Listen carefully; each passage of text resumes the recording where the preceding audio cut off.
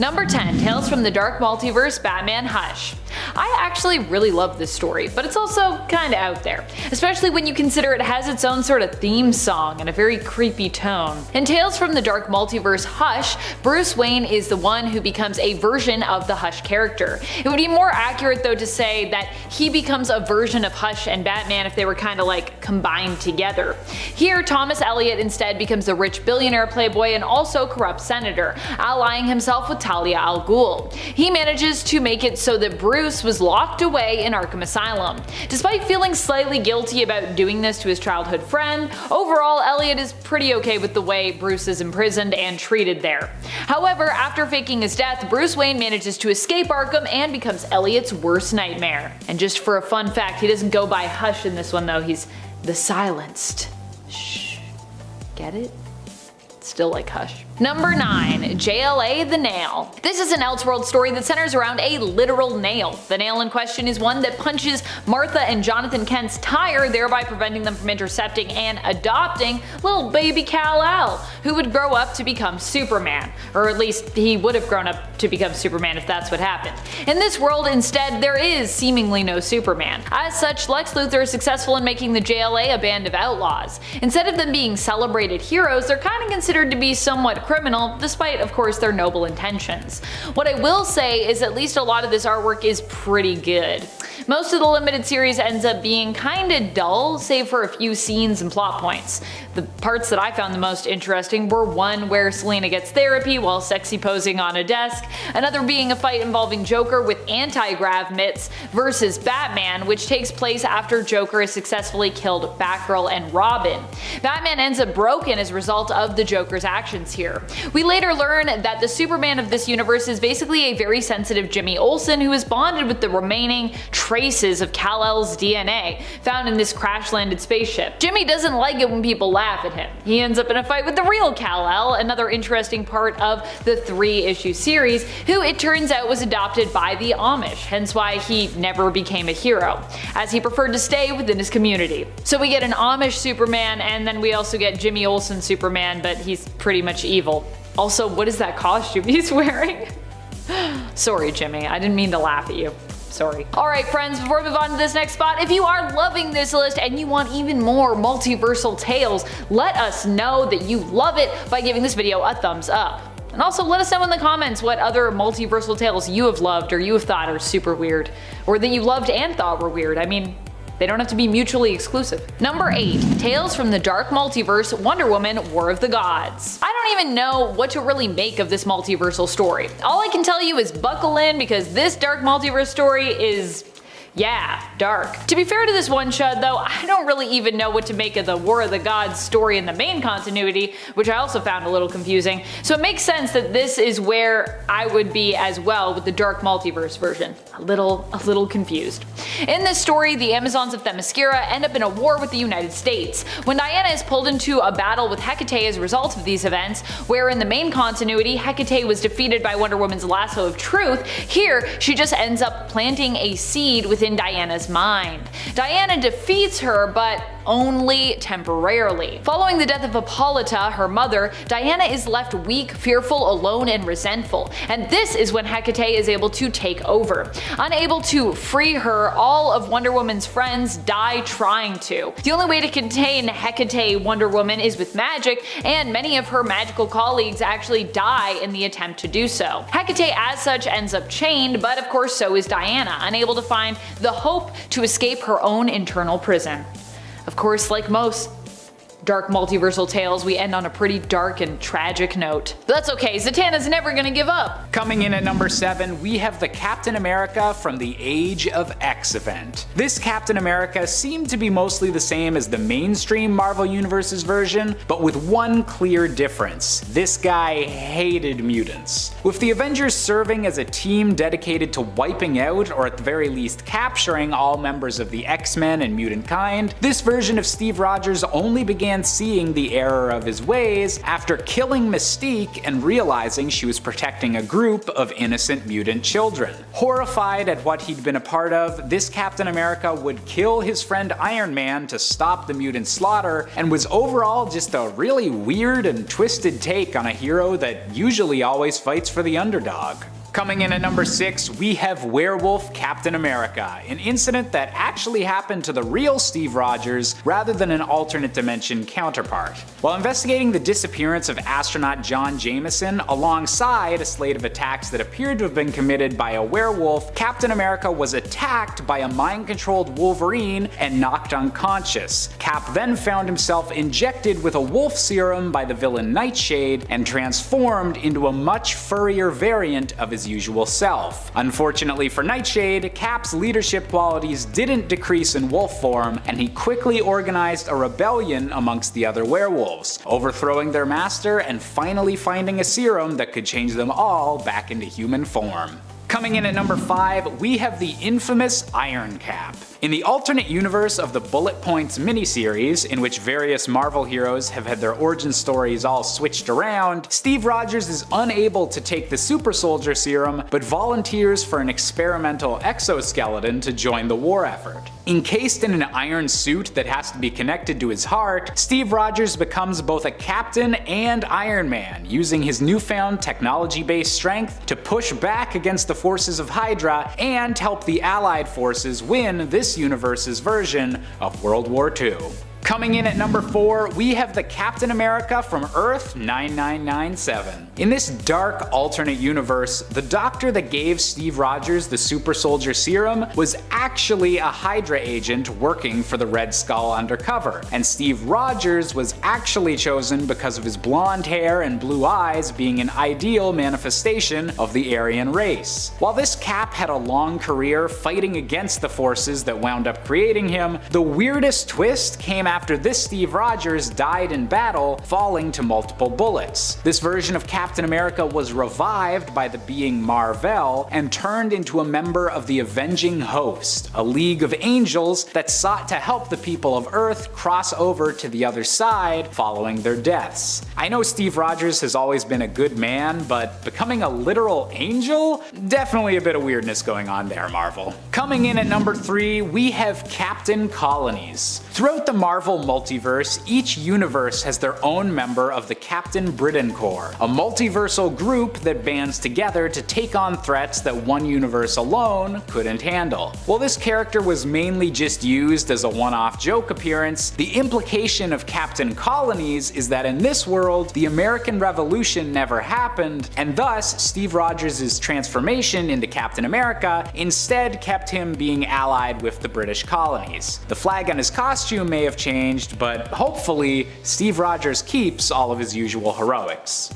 Coming in at number 2, we have the Ape Captain America from Earth 8101. That's right, you can't have a weird alternate versions list without at least a couple animal entries, and on this alternate Earth, everyone is a primate-based version of their original forms. While Steve Rogers in this reality was merely a very intelligent gorilla, he was actually frozen in ice as an act of betrayal by the vampire Baron Blood, who took his place and misled the Avengers into starting an ape civil war. Luckily, the true gorilla Steve Rogers was eventually freed and led the Ape Vengers once more after defeating Baron Blood once and for all.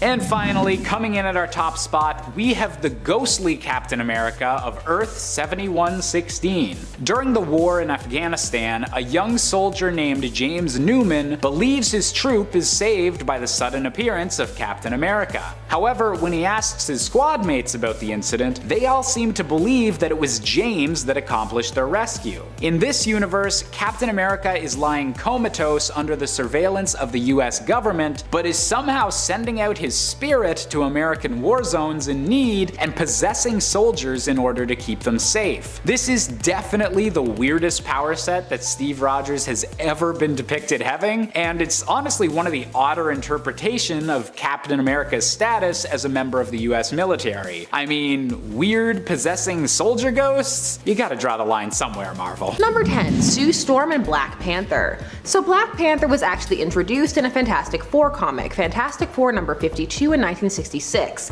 He's the first African superhero in American comics. So that actress who was Storm and was all like, Storm was here first. Nah fam.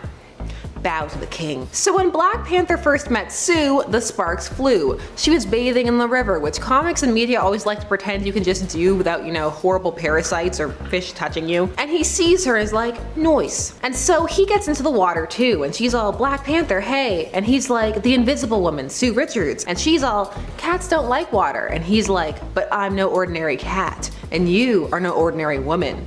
She's all, thanks. I'm glad someone noticed. Read. And then he asks her, are you married? Because the way you were looking at me, I thought that perhaps. This goes nowhere because it's the 60s and also cheating. But come on now, think about it. Also, this is what I wanted to ask you. Couples that nearly happened, or hookups that nearly happened, because I have tons of these. My mind is a Rolodex of useless hookup knowledge. Let me share this whole new world with you. Please. Number 9, Wally West and Donna Troy from Rebirth. So in the New Teen Titans in the 80s, Donna and Wally were friends. He was carrying a really big torch for Raven, and he also ended up recreating Donna from his memories after she was erased from existence in the 90s. It was weird. But in Rebirth, after the return of Wally, him and Donna, well, they started to feel differently about each other. And well, there was a bit of a love triangle between Wally, Donna, and Roy. Yeah, Roy. Roy wanted some of that Donna action, but when he showed up to confess to her, he was too late. Her and Wally had had a heart-to-heart and were kissing, nay, sucking face. So he sadly goes to stand in the hallway and he's all like, too slow, Harper, too slow. Was that a flash joke? Probably not. This pairing was cute, but I'm not over the erasure of Wally's wife and kids. Kids who were also superheroes, by the way. But heroes are allowed to have happy families, so says Dan Didio. I like to think that Donna saw Roy's backwards hat and was like, that's gonna be a no from me. Number 8, Carol Danvers and Tony Stark from 1610, the Ultimate Verse. Let's go to the Ultimate Verse early in this list, get it out of the way, and show you a world where Tony Stark and Carol Danvers did hook up. In main verse, these two were friends, and Tony would end up helping Carol when she turned to alcohol to try to deal with all of the stuff that had happened to her, all that messed up stuff post-Rogue. Later, she would beat him into a coma for having a different perspective than her, and then the comics would break their spine and yours to make you forget that happened, by giving Carol another origin and Minnie, one where Tony was so supportive he called her Care Bear, and was like, it's all good, take as much time off the Avengers as you need, Care Bear. Care Bear stare. Anyway, in the Ultimate Verse, hot and steamy. They were equals too, kinda into it, but the rest of the Ultimate Verse is such a mess. It won't let us have nice things, except for Miles. Number 7, the Samaritan and Winged Victory. Let's get some non-DC or Marvel peeps on these lists. We're gonna look at Astro City, and two of its premier heroes, who happen to have a sweet but also slightly baffling relationship. So the Samaritan is a Superman reconstruction, and he is a man out of time who is completely focused on saving people, so much so that he neglects himself completely, even though he is lonely. And Winged Victory is similarly focused, enjoying her superhero persona much more than her civilian one. The rest of the members of the Honor Guard, the not Justice League, set these two up, and they proceed to have a disastrous date. First, they go out as supers, but everyone is too focused on them, so then they change into their civilian identities and go to a diner, which starts out okay, but then the two start arguing about their different hero philosophies, like how as a feminist hero, Winged Victory saves women first when given the choice, while the Samaritan saves who is closest. She also feels he hides in his hero persona and could do more as himself, while he feels she also hides behind hers. They end up leaving in a huff, but ultimately they both feel they had a good time and gave the other a lot to think about. They share a kiss and are later revealed to be a couple, both having taken some of what the other said to heart. Number 6, Hawkeye and She-Hulk. So Hawkeye's the relationship ninja of Marvel. You turn around, a wild Hawkeye appeared. He used charm. It's super effective. I can't. I'm an Avenger. They're my partners now.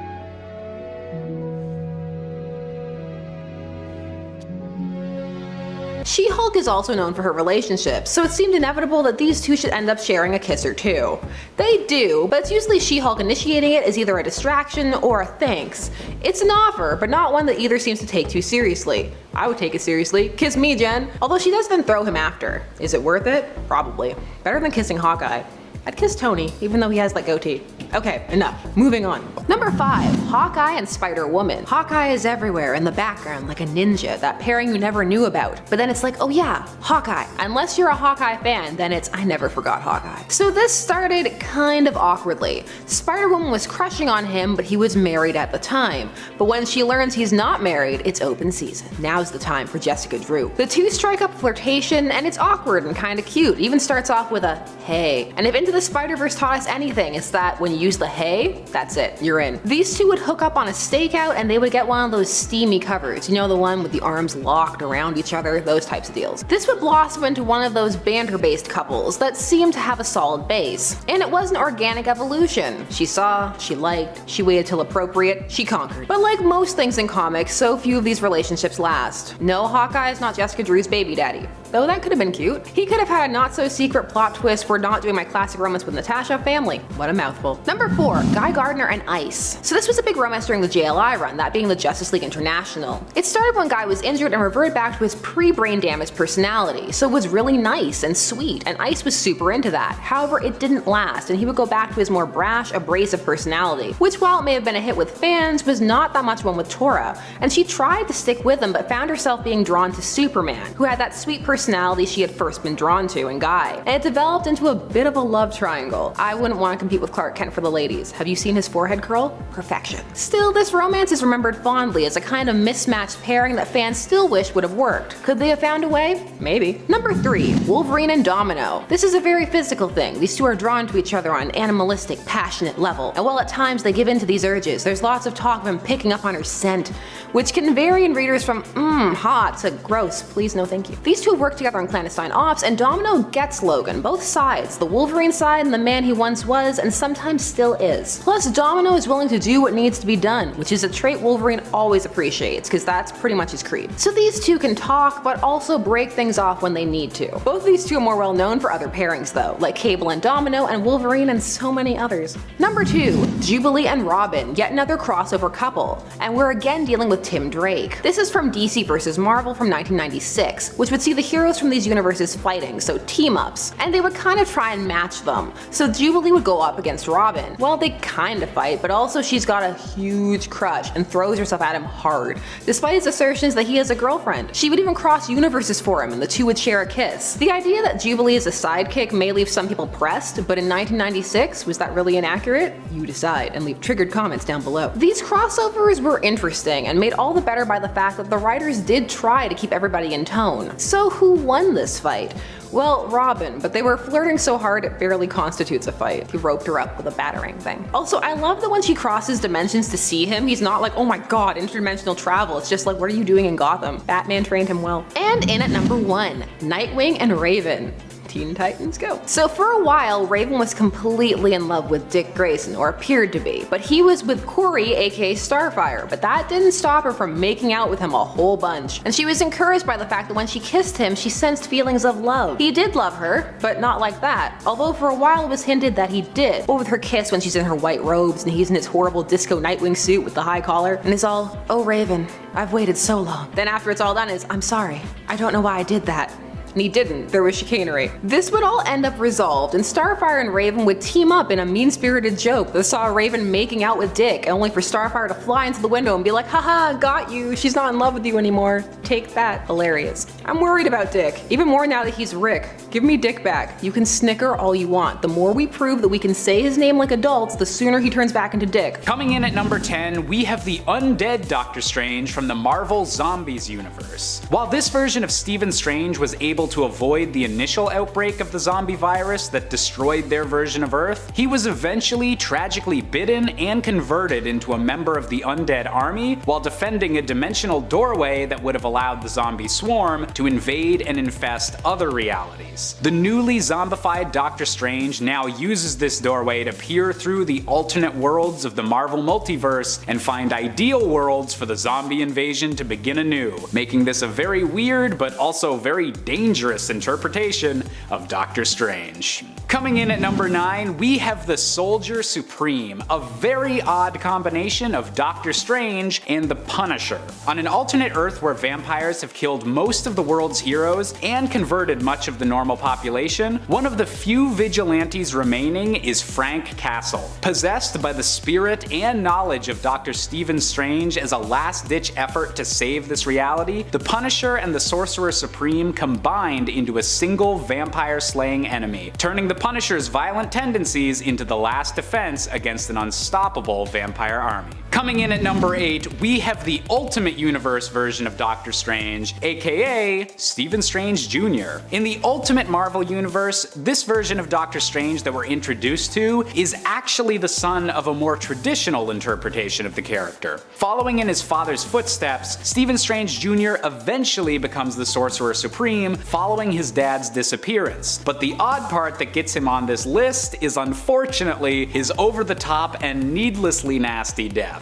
During the Ultimatum event, a highly controversial storyline in which Magneto wiped out millions of lives and resulted in dozens of over-the-top and edgy deaths for many Marvel heroes, Doctor Strange had his head popped like a literal balloon by Dormammu possessing his cloak. Most people dislike this event because of how deliberately edgy it tried to be, and with an anticlimactic death like this, it's really not hard to see why. I mean, his cloak? Really? At number 7, we have Ultimate Captain America, a character that probably wasn't intended to be read as weird when first created, but has since turned out to be a bit more of a unique interpretation of the character. Notably more destructive, assertive, and just a bit grumpier than most other interpretations of Steve Rogers, he could be seen as a different interpretation of American patriotism than more classical versions of the character take from. In another wild and tragic twist, this Cap's version of Red Skull is actually his literal son, the result of his last night with his World War II era girlfriend, Gail Richards. Completely unknown about by Steve and born after he was frozen in ice, the baby was taken by the military and grew up in foster care. Growing up with an inferiority complex, this child would eventually scar himself and become the criminal mastermind, the Red Skull. Talk about a messed up family, Steve. Coming in at number 6, it's Steve Rogers. No wait, it's Stephen Strange. No wait again, it's actually Steven Rogers, Soldier Supreme. In a pocket dimension known as Warp World, where every soul of the Marvel Universe has been merged with that of another, Doctor Strange and Captain America were DNA digivolved into the combined form of the Soldier Supreme. In this unique part of the multiverse, the superhuman experiments done by the Allies during World War II were achieved through magic instead of science, with the weak and scrawny Steven Rogers being taught the ways of dark magic and learning powerful sorcery. With a best friend known as Bucky Wong, a literal Winter Soldier after he becomes a ghost, this combo of characters is definitely a standout in a multiverse full of standouts. At number 5, we've got the alternate future showstopper of Danielle Cage, the Captain America of the future. The grown-up child of both Jessica Jones and Luke Cage on Earth 15061, Danielle has taken up the mantle of Captain America in a Manhattan where climate change makes flooding incredibly frequent and gangs roam the streets. With her own arch nemesis in the form of the Golden Skull, Danielle Cage is also one of the physically strongest Captain Americas throughout the multiverse, inheriting both the strength-based power sets of her parents and letting her yeet that red and blue shield as hard as it's ever been thrown before. Coming in at number 4, we've got a bit of a change of rank with Colonel America, aka Zombie Cap. In a world where an infected sentry brings a zombie plague from beyond the stars, and also where Steve Rogers has achieved the rank of Colonel and the presidency of the United States, America's hero is bidden along with many of the Avengers when they try to contain the sentry situation. The Colonel is even the one to eventually bite Spider-Man on the shoulder when the younger hero tries to help. This zombified version of Steve Rogers retains all of his powers and more, surviving with half of his brain exposed until he was finally defeated by his enemy the Red Skull during a final battle over who gets to devour the corpse of Galactus. Definitely some very, very weird stuff. At number 3, we've got another character with a Dragon Ball Z style fusion in the form of Clark Kent, the Super Soldier. And no, this didn't suddenly switch over to a DC Comics themed video. In the Amalgam universe, where the Marvel and DC multiverses have been compressed and combined into one unified world by the megaversal beings known as the Brothers, Super Soldier is the result of mixing the backstories of both Captain America and Superman. Clark Kent is a young man from Kansas who winds up receiving his powers of strength, heat vision, and flight not from being a Kryptonian, but by volunteering for the Super Soldier program to help America during the Second World War, a process which is spied on by a very mischievous Jimmy Olsen. He would go on to fight the leader of Hydra, a version of Lex Luthor, and Super Metallo, a combination of Metallo and Red Skull's usual brand of killer robots. Double the trouble, double the fun. Coming in at number 2, we've got a version of Captain America that doesn't even need America. That's right, it's Captain Avalon. Coming from a Marvel universe inspired by classic sword and sorcery fantasy, this version of Cap is merely called Stevan until his son, funnily enough named Stevan Jr., is kidnapped by the Dreadlord, an evil alternate version of Baron Zemo. While he doesn't appear to have any actual magical abilities or equivalents to the Super Soldier formula, Captain Avalon is a brave knight at the peak of human condition, and his red and blue shield still brings the core of this classic character to light, even if America doesn't really exist in this Game of Thrones style world.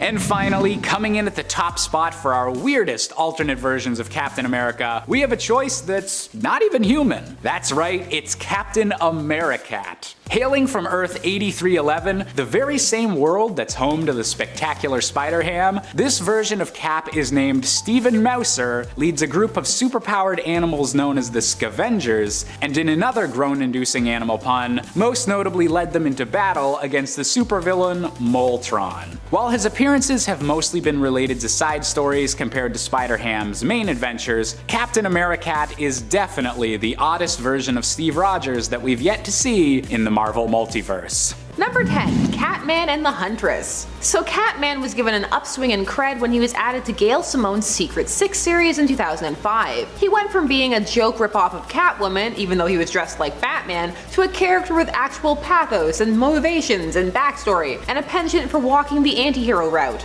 This eventually would lead him into contact with the Huntress. This is the pre-New 52, post-Crisis Huntress, so Helena Bertinelli. She was Catwoman and Batwoman's daughter for a bit before Crisis on Infinite Earths. So from the start, these two are attracted to each other, expressed quite strongly in Birds of Prey number 104, when the two have to dance together and can do nothing but have anti-hero-hero banter. Ultimately, this was a two ships passing in the night type of deal. They met, they flirted, they made out. They flirt when they see each other, or did pre-Rebirth, but it was not meant to be. Still, it was fun, but again, it was pushing Catman into Batman territory. Na na na na na na na na Catman. They're low because it was no great love to span the ages, but it happened and the world must know. Number 9, Speedball and Squirrel Girl. Pre the digital era, one of Squirrel Girl's big traits was that she was an assertive flirt. If she liked you, she made no bones about it. She was quite forward with how she came onto Matt Murdock, and her taste varied. Squirrel Girl had a crush on Speedball, and it turned out he did too. It was all super cute. He kissed her, said he liked hazelnuts. Squirrel Girl's lips taste like hazelnuts. Fun fact. It was all just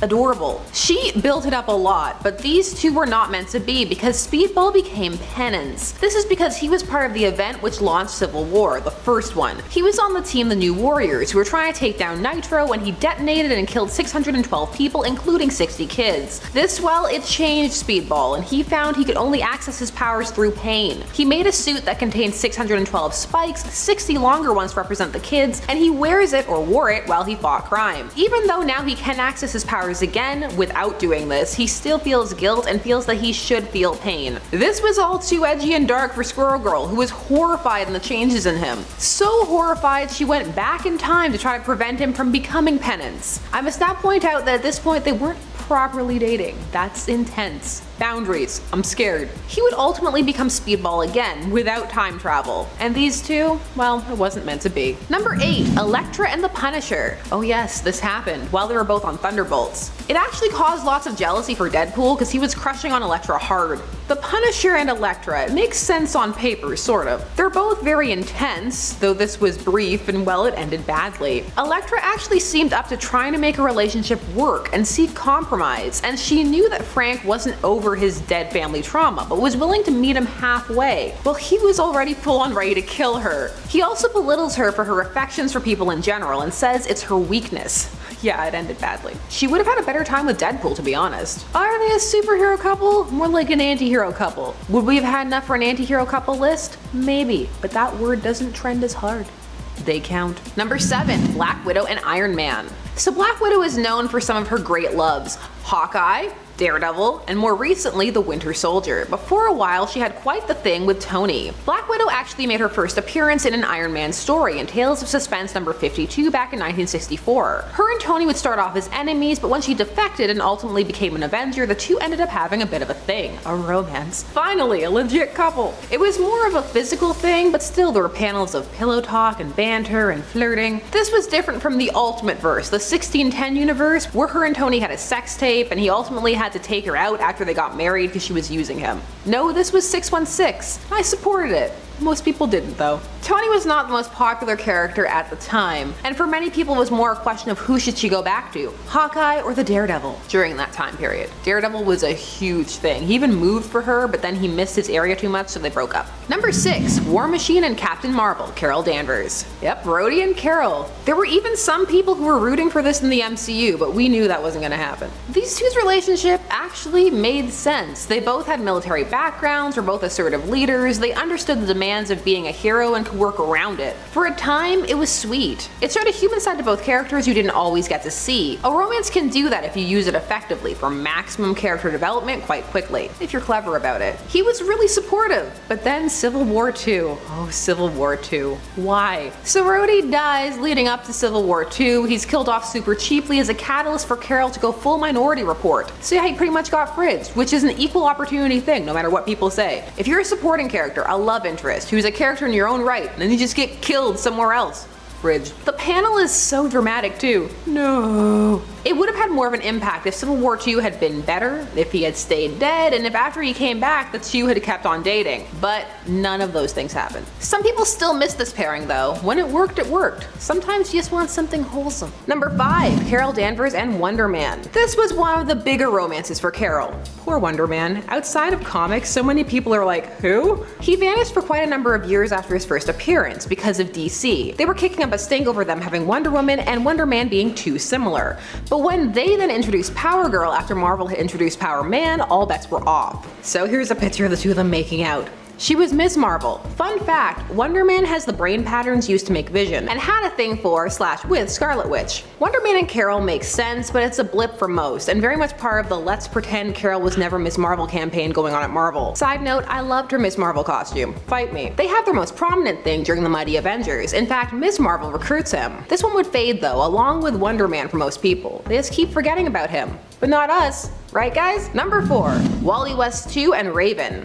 So this occurred in Rebirth, which presented an interesting conundrum vis-a-vis Wallace West or Wally 2, who had been brought into existence to replace Wally 1, who had been erased because as mentioned, Dan Didio hates him. So Wally West came back in Rebirth, but Wallace was still around, and if he had been erased out of existence for no reason, tables would have been flipped. Some characters will get tables flipped for them and others won't, we all know this. So he was kept around and was on Damian's Titans team as Kid Flash, and him and Raven, their relationship was very cute and sweet. It was a callback to the new Teen Titans, and Wally 1's feelings for Raven. Only this Raven seems more keen to return Wallace's feelings. He's super earnest. He actually says, "Thanks for sweeping me off my feet."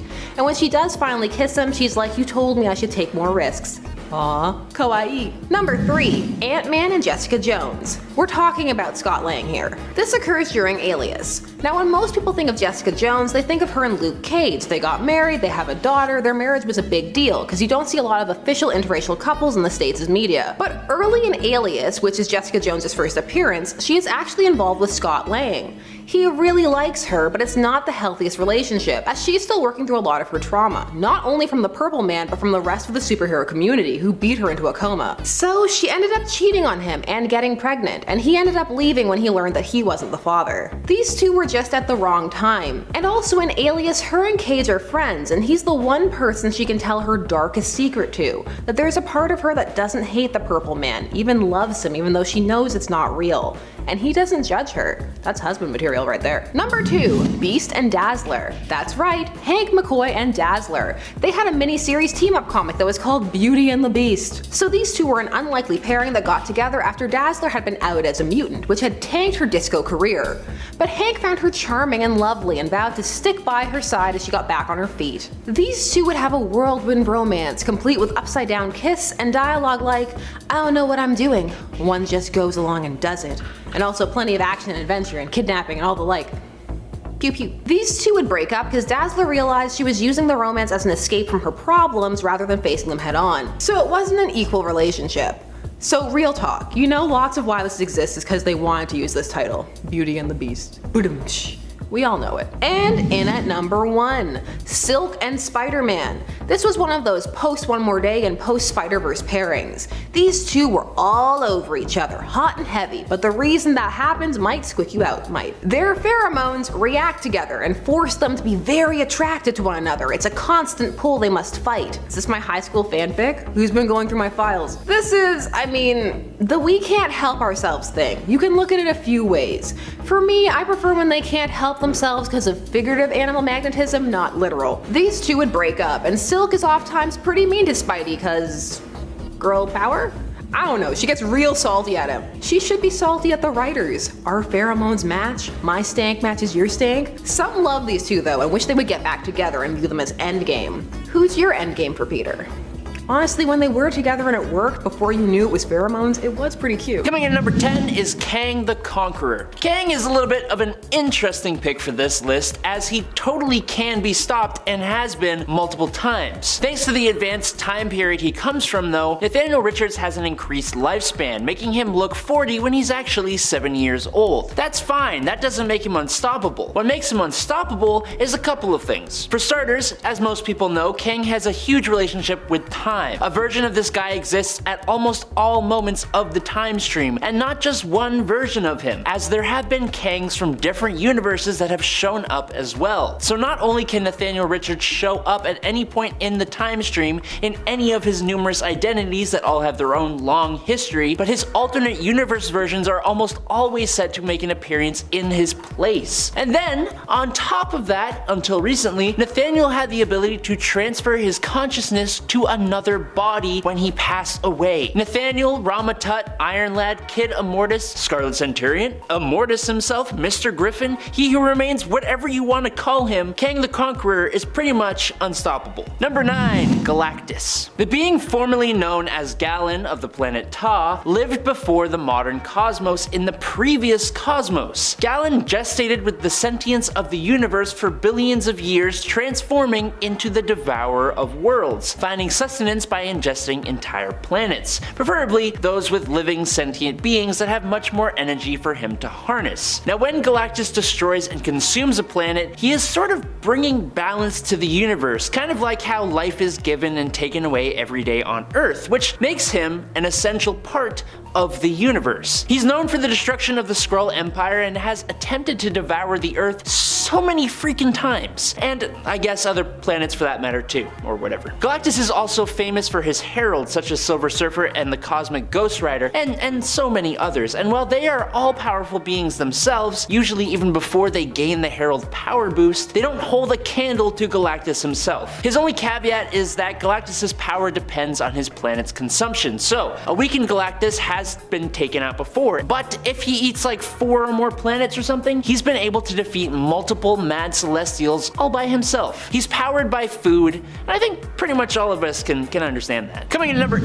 Abraxas. Abraxas is the polar opposite of the cosmic entity Eternity. So, being the opposite of Eternity, his whole reason for existing is to destroy all of the multiverse, which, I'll be honest, there are a few different characters in Marvel who exist for that reason, and funnily enough, a bunch of them are on this list. Abraxas is tied to Galactus too, because when Galactus would consume a planet, it would keep Abraxas in check. So, when Galactus is taken off the board in Galactus the Devourer, Abraxas is released and begins his path of ultimate destruction. As a cosmic entity, Abraxas' powers are essentially limitless, and his whole existence is kind of important to the universe, which means he can't really be taken out like a normal villain. So, how the heck do the heroes come out on top against this guy? Well, in Fantastic Four number 48 to 50, we learned of an incredibly powerful weapon called the Ultimate Nullifier. It was used back then to threaten Galactus and stop him from destroying our Earth. Now the heroes, specifically Reed Richards, ended up using the Ultimate Nullifier to essentially rewrite reality, destroying reality and remaking it so that Abraxas just never existed. That's the route we had to go to here. Kinda makes you wonder why Marvel would even write such a powerful villain in the first place, but And at 7, Phyla-Vell. After Genis-Vell, then known as Captain Marvel, previously destroyed and recreated the universe, the new version was subtly altered with Phyla-Vell's existence being one of the changes. Phyla-Vell was the second artificially created offspring of Captain Mar-Vell, who was created by her mother Elysius in the new universe because her first attempt, Genis-Vell, had been so successful. She fought her brother, who was insane at the time, and in the process of helping to restore his sanity, she then tried to claim the Captain Marvel title, though her brother refused to give it up. To save Rick Jones' girlfriend, Marlo Chandler, Genis had to travel to the future to see what would be the cause of her future demise. He asked Phyla to stay behind on Earth to keep watch over Marlo, and in doing so she encountered the being known as Magus, who tried to kidnap Marlo. She and the telepath Moondragon foiled the plot, and Genis returned to Earth shortly after, telling her that he stopped a villainous plan to release Magus hundreds of years in the future, but wouldn't explain how.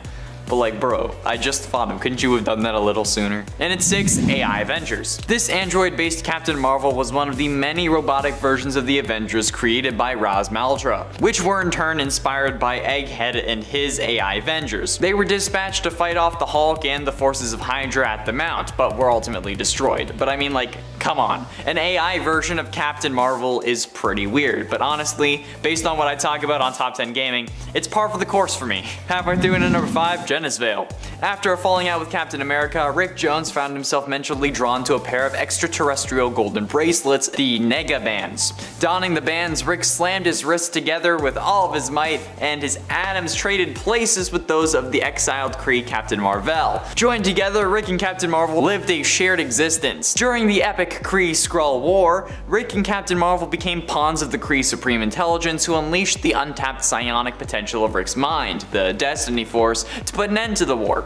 Sometime later though, as a result of the exposure to deadly nerve gas, Captain Mar-Vell perished from incurable systemic cancer. As Rick slowly began to move on with his life, eventually getting married, Mar-Vell's love, Elysius, felt more alone than ever. Using Titanian science, Elysius sampled some of Mar-Vell's genetic structure to conceive a child, Genis. To protect him from Captain Mar-Vell's enemies, Genis was artificially aged to maturity and taken to an isolated world where he would be safe from harm. Upon discovering of his true lineage though, Genis donned wristlets modeled after the Nega Bands worn by his father and was determined to carry on his father's heroic tradition, eventually calling himself Captain Marvel. And at 4, William Mar-Vell. William Mar-Vell, also known as Billy Mar-Vell, was the combination of both versions of Captain Marvel from both DC and Marvel in the shared amalgam Earth. This version of the character shares the powers of both Captain Marvel and Shazam from the DC universe, since originally Shazam was named Captain Marvel. This version of the character was also a member of the Judgment League Avengers and first appeared in JLX #1 from 1996. On this Earth 9602, he's actually a young boy who, when shouts the word Kree, transforms into a super scientifically enhanced adult hero. His fellow members of the Judgment League Avengers are not aware of this secret though. After Angel Hawk, Canary, and Goliath found Super Soldier, Captain Marvel soon joined and formed the Judgment League Avengers. He was then transported by Doctor Strange Fate with other members of the Judgment League to battle Thanos. When Mariner was accused of blowing up oil freighters, the US government branded him an eco-terrorist, and Captain Marvel and other non-Metamutant members of the JLA captured him and imprisoned him without a trial. So, kind of a little wishy-washy on the whole morals thing. Getting close to the end, and in number 3, MCU Captain Marvel. Carol Danvers is depicted as a former US Air Force fighter pilot who was given superhuman abilities when a lightspeed engine test went wrong, and she was exposed to the cosmic energy of the Tesseract and subsequently transformed into a human-Kree hybrid known as Veers via blood transfusion. In 1995, on the Kree Empire's capital planet of Hala, Danvers, then known as Vers, suffered from amnesia and recurring nightmares involving an older woman, particularly as a former Air Force test pilot who acquired cosmic energy force powers from the Tesseract after an explosion that wiped her memory. So, you can kind of see where that was going. But I'm including this version of Captain Marvel not because she's weird, but because for some reason everyone seemingly hates this version. So much so that when I mentioned how the MCU Captain Marvel could beat the MCU Hulk, since MCU Thanos beat him and she was going to beat MCU Thanos without, if he didn't have the Power Stone at least, everyone still got mad at me. And some still hate me to this day. You should have seen my DMs after that video went out. And still, sometimes I get messages about how some of these fans hate me, okay? All because of my little second video on the channel. And that's the reason I included this, so I can finally say my piece. Redemption is finally mine! Penultimately, in at number 2, Mar-Vell. Mar-Vell is the Captain Marvel of the Marvel Ultimate Earth, Earth 1610. For millennia, an ancient extraterrestrial race called the Kree have tracked and studied a mysterious planet-eating creature they called Galactus. Sounds like a Skyrim shout. The Supreme Intelligence restricted this knowledge to specially trained high-level Kree, fearing that if the true nature of Galactus became common knowledge, it would drive their race insane.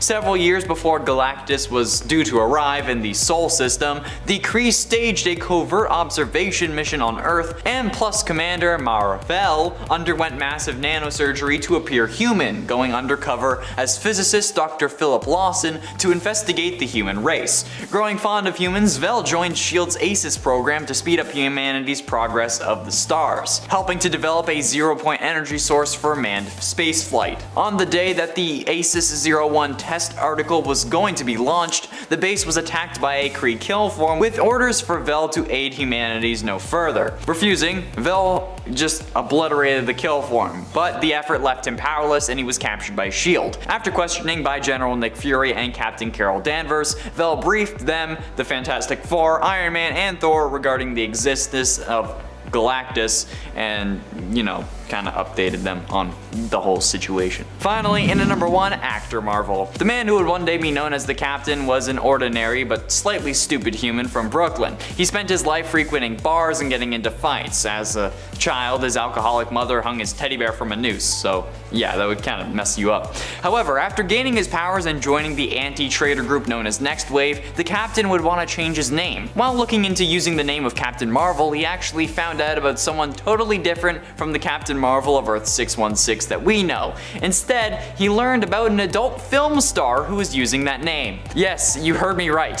When trying to use the name of Captain Marvel, the Captain came across an adult film actor who was using this name. And honestly, I think that's probably one of the funniest versions of this character that there is. I don't care if it's not Carol Danvers or Mar-Vell, but it's someone going by the name of Captain Marvel making adult movies. Number 10, Nightwing and Harley Quinn. So this one is low cause, well, you probably heard about this one thanks to a little movie called Batman and Harley Quinn. In this, Harley and Nightwing hook up, there's no other way to put it. This is after she beats him in a fight and ties him to a bed and then turns around and notices that things are standing to attention and decides, well, let me just have my way with him. You know, if the scene had been reversed, we would not be talking about this the same way, which is why I defy the double standard. This was creepy for me, uncomfortable, he couldn't say no. I hear you, oh, he was into it. Again, reverse it. Would you be saying the same thing? If yes, congratulations, you're not a hypocrite. I'm so aggressive today. I blame Harley. I'm channeling that Harley energy. Hey, wait, is it true you used to be Robin? Huh, ain't that a kick in the pants? Little boy wonder all grown up. Harley isn't exactly the most stable, but this isn't the only time we've seen these two hook up. This also happened briefly in Grayson, where she actually identified him by his kiss. Grayson was an interesting series, so much cheesecake pretending that that level of overt thirst happened in other comics. Man was molested and attacked by vampires. I've read all of Grayson. I was the target audience, I think, and they got me. It's fine, it happens. Number 9, Superman and Poison Ivy. So this is pure coercion, no romance. No romance, or is this a consensual hookup shenanigans here? This occurred during Hush, and Poison Ivy used her pheromones and, well, pheromone kiss to control him. I'm telling you, Superman is susceptible to these things. Now some say he's not more susceptible than others, why are you harping on it? However, when someone is nearly invulnerable, all weaknesses stand out all the more. So here Ivy controlled Superman at the behest of Hush, and for the overall plot. Now some people just remember this cause, well, it's an iconic look. That's a good reveal when she wraps herself around him and is all like, oh, the gasp, I can't believe this is happening. The art in Hush was just really good, regardless of how you feel about everything else. Number 8, Power Girl and Desaad. That's right, you heard it here first, or probably later. This happened in the world's finest comic that was between the Huntress and Power Girl. So this occurred in the New 52 and had to do with Earth 2 shenanigans. So how did this happen? Well, again, this was kind of clandestine. She didn't know she was hooking up with Desaad at first, and there's a great cover with a cell phone, and I'm putting it up, you can see it. So he was posing as Mr. Terrific, who had been exiled to Earth 2, and used that as a chance to make his move and actually succeeded in getting Power Girl to be his girlfriend. So he must have something going on in the personality department. I'm just kidding. She was already drawn to Mr. Terrific. He wrote in that pre-existing goodwill and relationship. And well, this was short-lived, and Power Girl was furious when she found out. He was just trying to find his way back to Apocalypse. This is if people going and coming from Apocalypse doesn't spell doom for us all. Number 7, Possessed Raven and Starfire. So this occurred during the New Teen Titans run in the 80s, and during this arc, Nightwing and Starfire were getting married. It was huge, we've been building up to it. Well, it didn't happen because Raven crashed their wedding hard. And a Raven who's full on in all hail Trigon, I can't wait to rule the universe mode. But here's the thing, it's what happened when she crashed it that was, well, it was a lot. There was some very suggestive things going on, some BDSM things, like with her forcing Starfire onto all fours and yoinking her hair back. Then she kisses her and is all, dear sweet Coriander, of all those I've taken, so far you have pleased me the most. This while straddling her. How did this get past the code? I have so many questions. Is there a non-R-rated way to read this? Because if so, I'll accept my new home in the gutter. No judgment. What do you all think? It's a lot of a lot, right? Number 6, Catwoman and Nightwing. So this one is, well, it just happened. I mean, I'm perplexed by this. Does Catwoman fall more into an anti-hero vein? Sure, most of the time, but making out with your main squeeze's son is pretty icky. There were some hints it was to make Batman jealous too. Who are you, Talia? Well, Bruce has a type, I'll give him that. Nightwing was as perplexed as I was, but he went with it, because that was his characterization at the time. Fun fact, not really actually, but writer Devin Grayson, who would write the arc in which he was raped, would initially blame him for it, only to apologize years later and say she hadn't thought the plot was a big deal. I'm not over it. Anyway, Catwoman and Dick, they made out. Next number. Number 5, Venom and Valkyrie. Well, Agent Venom and Valkyrie. Yes, you heard that right. Don't let your dreams be dreams. When you think about this one's kind of polyamorous too, because the symbiote gets in on it as well. Lots of things to think about. This happened when the two were on the Secret Avengers in the lead up to A vs. X, an event that had a mixed reception. So these two, what can we say? It was odd, but it was a power couple, and it was different, a quasi couple. A bit of wisecracking alien/host with a being from another realm. For these two, it was awkward, a kind of step off my girlfriend. What, girlfriend? Did I say girlfriend? Oh no, that slipped out. So slightly derpy guy with above it girl, only they're both cool.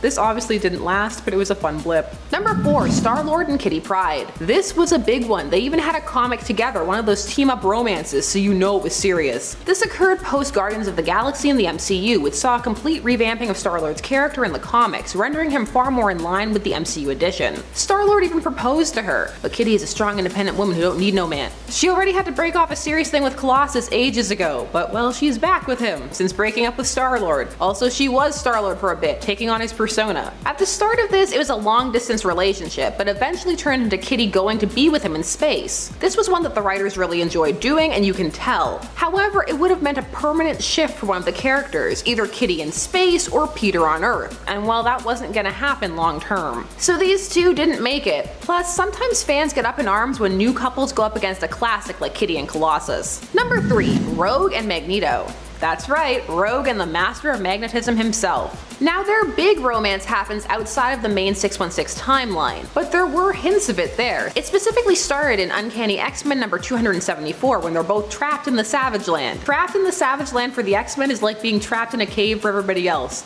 No one can resist. The two have a brief thing, but it's over pretty quickly. In the Savage Land, when powers are defunct, when they are, Rogue can touch people. In the time before she had more control over her powers, this was a huge deal. In main canon, it would be a kind of will they, won't they, oh they kinda did kind of thing. She even had a relationship with his clone Joseph, though at first she thought that he was a de-aged amnesiac Magneto, and went for it. Their grand courtship would be them paired together in Age of Apocalypse, where they were just a couple. And some fans were into it, while others flipped the table asking where's Gambit. Since then, this still happens, and she's definitely slept with him since in main continuity. She's married to Gambit now at the time of this recording, or was. It's a sore spot. I feel like a gossip rag. Next up, pictures of Cyclops taken from a bush outside his house. You'll never guess what secret X-Force mission he just greenlit. Number 2. Hal Jordan and Arisia. This one is infamous now, and in continuity we really try not to talk about this. Okay.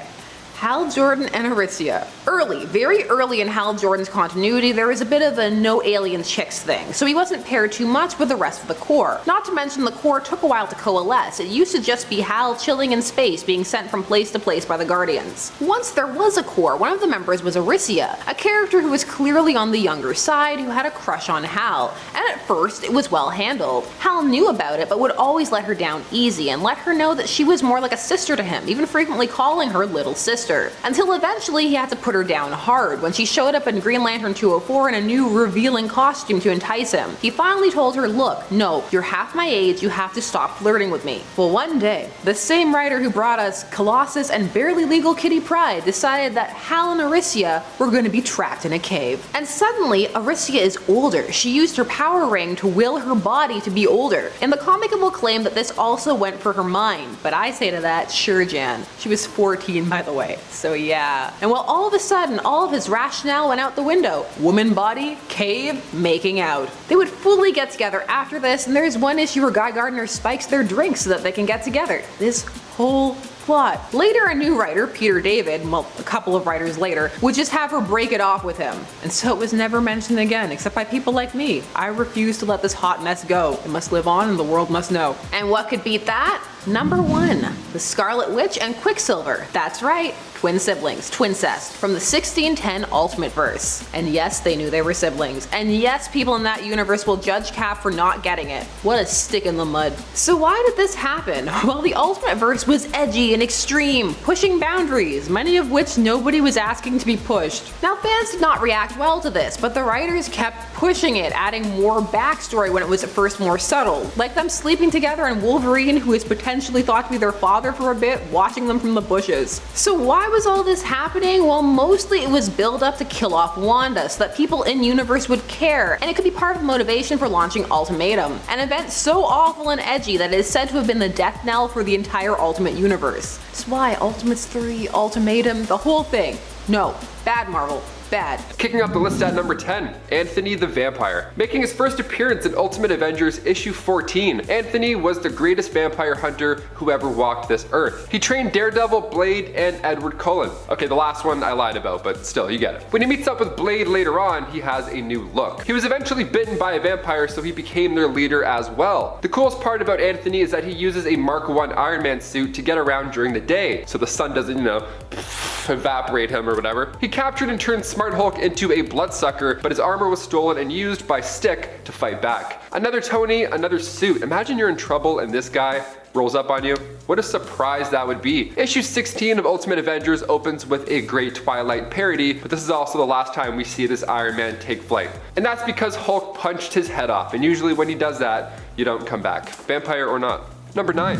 Iron Lantern. From the Amalgam comic universe, Iron Lantern is of course a millionaire who is in charge of Stark Aircraft. While he's working on a flight simulator, it straight up took off and flew him somewhere else. Best simulator ever, if I do say so myself. Then he crash landed on the ground, injuring Stark, and he realized he was brought to a crashed alien spaceship. That spaceship belonged to none other than Roman Sur, who died before getting a chance to talk to Hal Stark. Not being in the best condition, obviously, after the rocky landing, Hal started working with his newfound tech on a new suit, hopefully to save his life. The Green Lantern upgrade of his suit saved his life for sure, but it also gave him the power to create anything out of green energy. He used a battery that reminded him of a lantern to do so. And then he went on to fight the aliens that had shot down Roman Sur and continued fighting enemies such as Madame Sapphire and Mandranesto, who, yes, you already know exactly what I'm talking about. Before we continue on with this list, if you want to go ahead and give us a thumbs up, that would be great. It really helps us out here quite a bit. You're the best. Thank you so much for watching. Let's get right back into this list of weird Iron Mans. Number 8,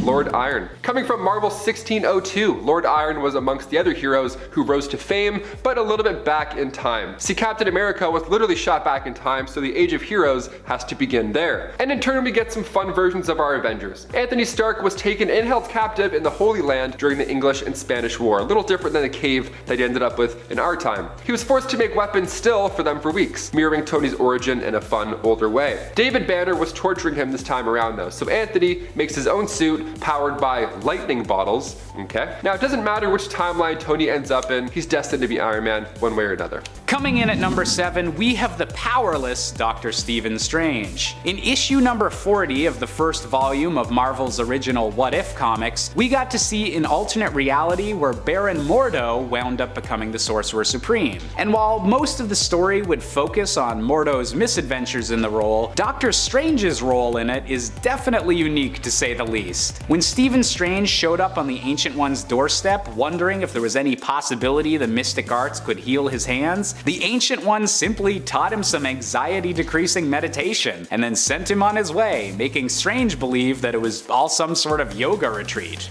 This version of Strange would go on to merely become a peaceful professor at a medical school, which, compared to the Sorcerer Supreme's usual lifestyle, is definitely a little bit, well, strange.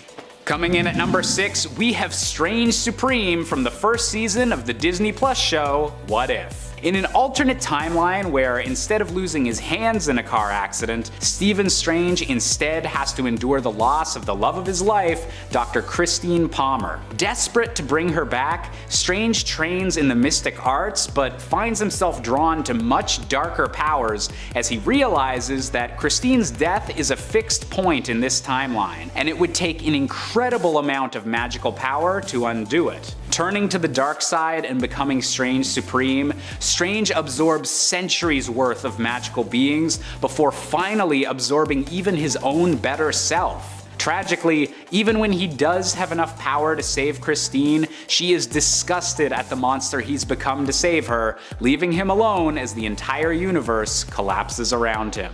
Coming in at number 5, we have the elderly Doctor Strange from Earth 982. An alternate universe that mainly focused on potential children of Marvel heroes and the next generation of crime fighters, Earth 982, or MC2 as it's more commonly known, is also home to one of the most unique versions of Doctor Strange, because instead of his traditional salt and pepper look, this Stephen Strange has gone full Gandalf the White. Having long since retired from the position of Sorcerer Supreme, an elderly Strange is called back into action as a master of the mystic arts when the new wielder of the role, Doc Magus, begins to tamper with darker powers. And while Strange would need help from the younger generation of heroes, this grizzled but still magical sorcerer is definitely one of the coolest looking versions of the character. Coming in at number 4, we have Doctor Strange of the year 1602 from the Marvel series of the same name. In this offshoot of the multiverse where many of Marvel's classic heroes were now born during the era of the 17th century, Dr. Stephen Strange was an advisor to the first Queen Elizabeth, and the right-hand man to the monarchy when it came to all matters relating to magic.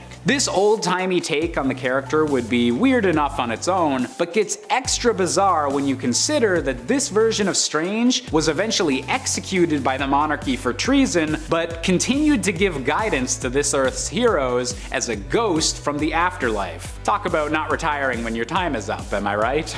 Coming in at number 3, we're back in the world of animal puns with Croctor Strange. That's right, Loki isn't the only magical hero with an alligator alter ego. Hailing from the same reality as the meme-worthy Spectacular Spider-Man, Croctor Strange is an anthropomorphic crocodile who learned his magic from a being known as the Rancid One and often clashes with the pig-themed Dormammu. And if that's not punny enough for you, this version of Strange is also a member of the Unhumanati instead of the Illuminati, which also features a mouse-themed version of Iron Man. Ooh, and I thought they said Disney taking over wouldn't have any weird side effects. Coming in at number 2, we have a wild combination with the DC Universe with Doctor Strange Fate. During the Marvel vs. DC miniseries of comics, an alternate reality known as Amalgam Comics was born, featuring combinations of iconic DC and Marvel heroes put into one body. One of the most notable of all of these crazy combinations was the being known as Doctor Strange Fate, a three-way mix-up between Dr. Stephen Strange, Dr. Charles Xavier, and the DC hero Dr. Fate. Man, this guy's got more PhDs than a diploma factory. With all of these magical, telepathic, and reality-warping powers combined, Doctor Strange Fate was incredibly powerful, but one of the weirdest aspects of the character was the fact that he knew he was just a temporary creation of a crossover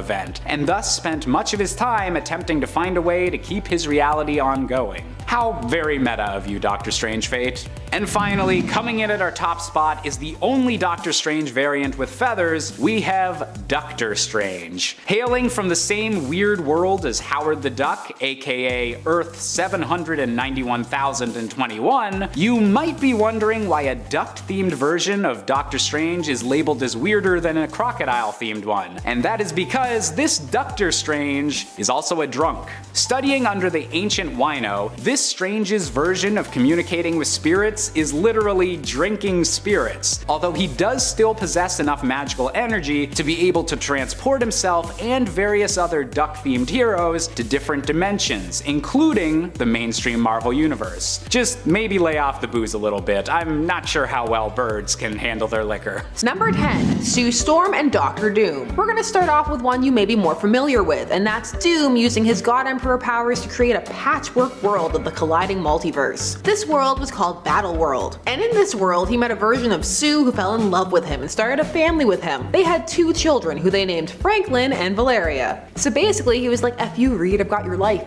How's it feel? And Reed was like, feels bad, man. I'm gonna grow a beard. Now this hasn't been the only time Doom and Sue have been together. On Earth 99315, these two were married, and Doom was a hero, and Sue was Baroness Von Doom. Though some fans speculate this Doom was actually Reed. There was an upswing in people considering these two after Doom was able to be the method by which Sue Storm's miscarriage was retconned into the birth of a healthy little girl, who Doom then named. That's why their daughter is named Valeria, and Doom is her godfather. Fun fact. She even left them to live with him for a while. Number 9, She-Hulk and Juggernaut. This happened during Chuck Austin's run on the Uncanny X-Men, a run that is disliked by many fans, and in it we had one of those reformed Juggernaut sightings. So Jen becomes attracted to him, and the two hooked up, and destroyed a hotel room because they're both big and muscular and it's funny. This also happened when she was his defense lawyer. Ethics, what are those? Other writers would not be down for this and relegate it to an alternate universe Jen, because main verse Jen would never. I don't know if we can say that. I mean, Star Fox? Is Star Fox worse or better than Juggernaut? I don't know. What's the metric? Dan Slott would be the one to be like, it's okay guys, false alarm, nothing to see here. But there would still be a gross line of Wolverine telling Jen after she hit on him that he doesn't want Juggernaut's sloppy seconds. Ew. Also, but you'll take Sabretooth's? Where's the line, Logan? I mean, James. Number 8, Nightwing and Mirage. Nightwing over time has developed a reputation for being a hunk in the DC universe. All the people adore him. Him, Dick, not Rick. So during the New Teen Titans run from the 80s, the villain Mirage took a liking to him, but knew she didn't have a shot. Not only does Dick not have a savior complex villain fetish like Batman, but he was dating, nay going to marry Starfire at the time. So what did she do? She tricked him into being with her by turning into Starfire. He had no idea, and then when he found out that he'd been assaulted, the rest of the team called him a slut. Teen Titans go. Mirage was there at first to kill Donna Troy, to stop her son in the future. She was supposed to seduce Dick as part of the mission, but she really enjoyed it. She gave him a mullet and that Deathwing costume. Oh, Deathwing. what a time. Number 7, Iron Man and Madame Mask. Now comics love to give heroes a villain to tempt them if they can, to increase the drama. In Tony Stark's case for a while, that was Madame Mask. It wasn't uncommon in early Iron Man for the ladies Tony loved to either be secret or blatant villains. So Madame Mask, Whitney Frost, yes she has another name but I don't feel like butchering it. These two would come to know both of each other's identities and start a romantic relationship. Madame Mask was moved by the concern Tony showed over her face. She's down for people who don't care about her scars. It is sweet, but this would all break down when she had to choose between him and her father. And she found that she just couldn't. She and Tony still have a complex relationship, but it's not as romantic of one. Number 6, Jason Todd and Talia al Ghul.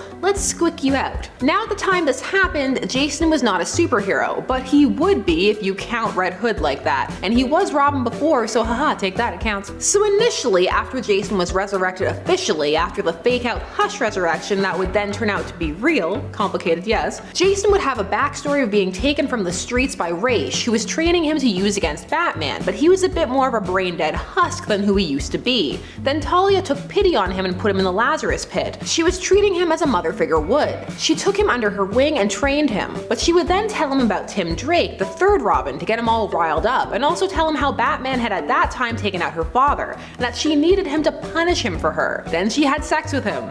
Yeah, that's pretty squicky. You're like a son to me. Punish your father for me. Nope. I'm out. Number 5, Blink and Annihilus. Blink is an interesting character who I have a huge soft spot for because of the Exiles, but she's here because she had a romance with Annihilus, who is a classic Fantastic Four villain. Blink initially comes from the Age of Apocalypse, and took up with the amnesiac version of Annihilus. This was in the negative zone, but he called it off when he felt himself beginning to revert back to his original personality, as he really did care for her and didn't want to hurt her. This would be a relationship that would stay with Blink, and when she had the opportunity to attempt to save him, she would take it. However, these days, this is more of a forgotten romance. And for most of us, more of a someone was with Annihilus? What? When? Why? Number 4, Ravager and Superboy. This one is a pure fake out. Now Ravager was a supervillain when she first debuted, unstable, working with her father Deathstroke, but over time she joined the Titans. Deathstroke's kids in the Titans, it's a thing. Well, except for his first kid, you know, getting enhanced by the Hive and dying, which started off Deathstroke's whole I gotta kill the Titans thing. Now Ravager is more frequently portrayed as a member of the Titans, or coming around to them very quickly. Now this pairing, her and Superboy, is teased on the very cover of the issue. And just look at Superboy's face, it looks like this is the worst thing that's ever happened to him. But haha,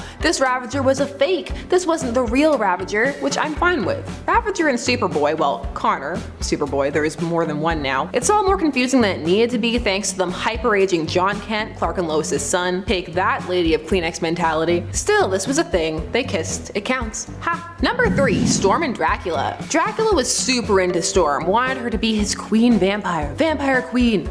Why do people in comics always turn this offer down? I'd be all, pick me, I volunteer, which is why I never get picked. Too keen. You gotta act like you don't want it, like a cat. Uncanny X-Men number 159, he went full Dracula on her, seduction. He does turn her into a vampire for a bit, and we get this great annual cover of her living her best vampire life. But well, this didn't last. She managed to shake the vampirism off, and I for one was sad. But we have the whole alternate timeline and what if where she stayed a vampire. This was, I'm biased, I love being an evil powerful queen, and that is Storm to a T when she gets like this. I just love Storm. I'll take any Storm I can get, even 80s punk rock Mohawk Storm, aka the coolest Storm. Dracula used to be cool, now he's kinda whiny and begs for dates. But he married Deadpool's ex-wife, so maybe he's happy now. I don't know, probably not. Eternity is a long time. Number 2, Thor and the Enchantress. This gets to be high up because this could have been a great love. In an AU story, these two were married and had a son. Happily married, no Sue and Reed shenanigans here. Enchantress at this point wishes she was the woman Thor loved. Amora, not enough people say her name. Amora is her name, not the woman that Thor loves. That changes. Right now it's the She-Hulk. Now this developed over time. She was initially sent to take out Jane and worked with Loki to seduce Donald Blake, Thor's human form. But she came to care for him. But well, that's not the best first impression, is it? And Thor has a whole slew of lovely ladies throwing themselves at him, so she has a lot of competition. And Thor's not really one to dabble too much in dealing with the villains. He's not Batman, that's for sure. These two, there's something there. I just want more of a spotlight on Amora. I wanted thy love, not your death. Please, please come back to me.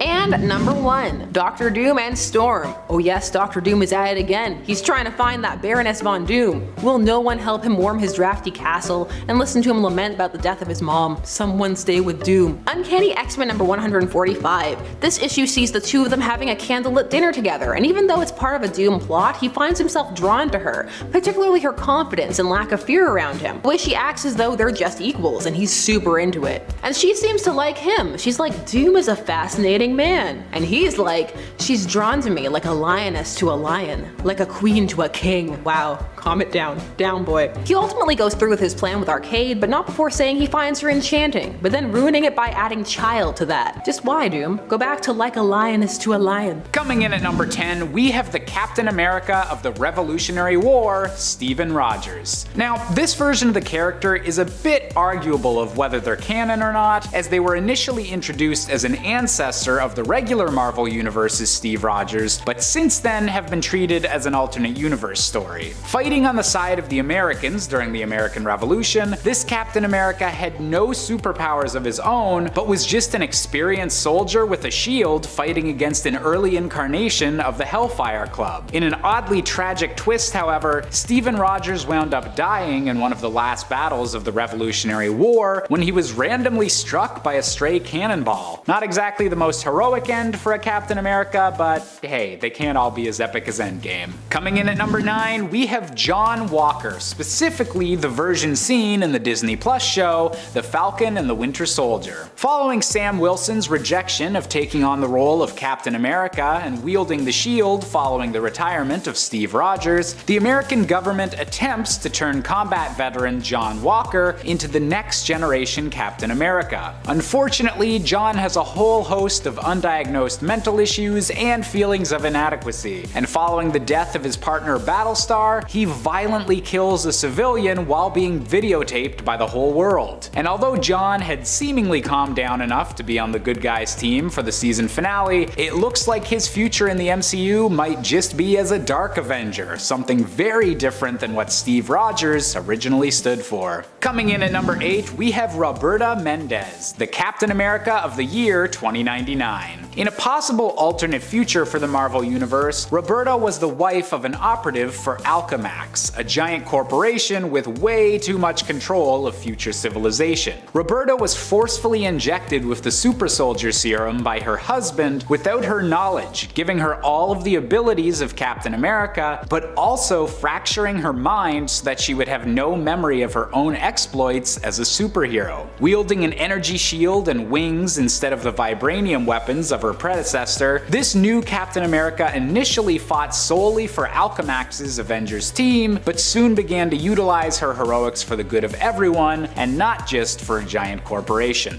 Number 7, Iron Man Noir. Coming from the Noir series, Iron Man of Earth 90214 had to go all the way to Atlantis to fix his heart problem. What am I talking about? Let's find out. Tony in this reality was an industrialist adventurer. It feels like National Treasure almost. We meet Tony and the crew and they're looking for something called the Jade Mask. This mask that was said to cure any kind of ailment, so he figured, hey, it's worth a shot to fix the old ticker. It didn't work, so some traitors then revealed themselves once the mask was found, so Tony and Rhodey escaped and returned to New York. He goes on yet another treasure hunt with Rhodey, this time to Atlantis, because he heard a rumor that this power source could also do wonders to his heart, maybe, perhaps. Tony gets the trident, and again, he gets betrayed. Zemo and his forces were strong enough to kidnap Pepper, and Tony and Rhodes need a new plan. They travel to Zemo's castle, and it's then that it's revealed that Zemo is actually Tony's father, brainwashed by Strucker. And he was also equipped with Iron Man suits because action and adventure.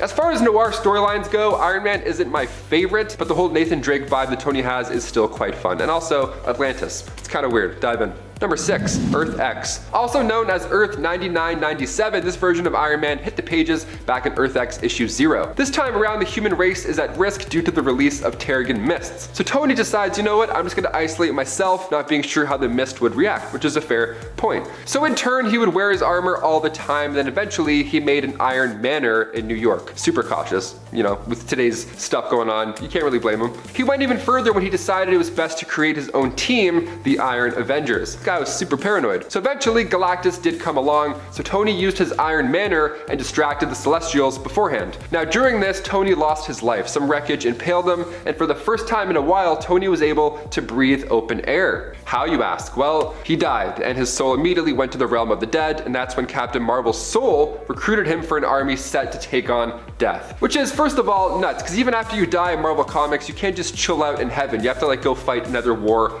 immediately. Like, come on. But Death did eventually die, and that's when Tony got another huge upgrade in Paradise. Using the High Evolutionary's devices, Tony was changed into this angelic being, of course, still with wings. And he looked like Iron Man, so that's fun. You can customize your own angel outfit once you get up there. That's good to know. Number 5. Tony Doom. Since What If is currently dropping weekly episodes on Disney Plus, we have to mention one of the more wild issues. What if Tony Stark had become Dr. Doom? It would probably be pretty bad. Yeah, yes, it is. So here in the storyline that both of them go to the same college instead of Reed Richards being Victor's roommate. So now it's Tony. Two geniuses in one dorm. Sounds like they would make dreams come true, but in reality it was a living nightmare waiting to happen. Doom tricked Tony into switching bodies Freaky Friday style. And on top of that, Tony's memories were also wiped. So Tony, in Doom's body, gets in heat for the experiment, and in turn, he gets sent back to Latveria. Meanwhile, Doom is in line to take over Stark Industries. He still is Tony Stark, so down the road, Doom Industries was now a competitor to Stark Industries. He's brilliant in any way. The pair end up creating their own armors. Of course, Tony builds a red and gold Doom armor, while Doom makes a green and gray Iron Man armor.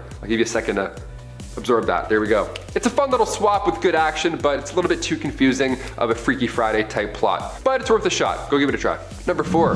Dead Man Walking. We look now over to Fantastic Four: The End, released in 2007. Most of Tony's story here was the same, but during the Mutant Wars, Tony lost his life. Now he didn't get redirected to a paradise where he would then become an Iron Man themed angel. Instead, he uploaded his subconsciousness into an AI. So now he lives through his armors, just swapping back and forth, walking around, which sounds like a solution, I guess, but living forever? Come on, Tony, I don't think that's a way to go, really.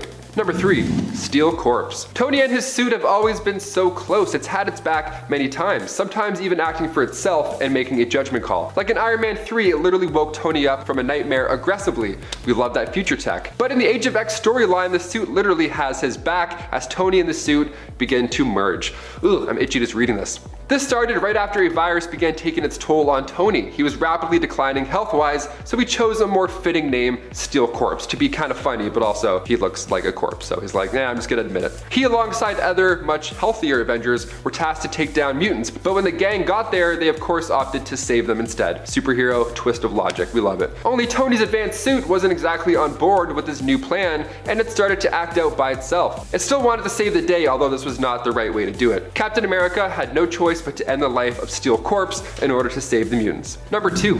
Iron Goblin. Making his first appearance in the Spider Island series, Iron Goblin wasn't made through any reality warping or anything like that. Instead, this happens during the Resistance assault on Spider-Queen, which is sounding crazier than what I just said. Tony Stark ends up getting captured and infected with the spider virus. He's going nuts at this point, so the rest of the heroes try and snap him out of it by using Goblin Formula, which is a solution, I guess. I don't know, read a book, read a comic book, Avengers. Something bad's gonna happen.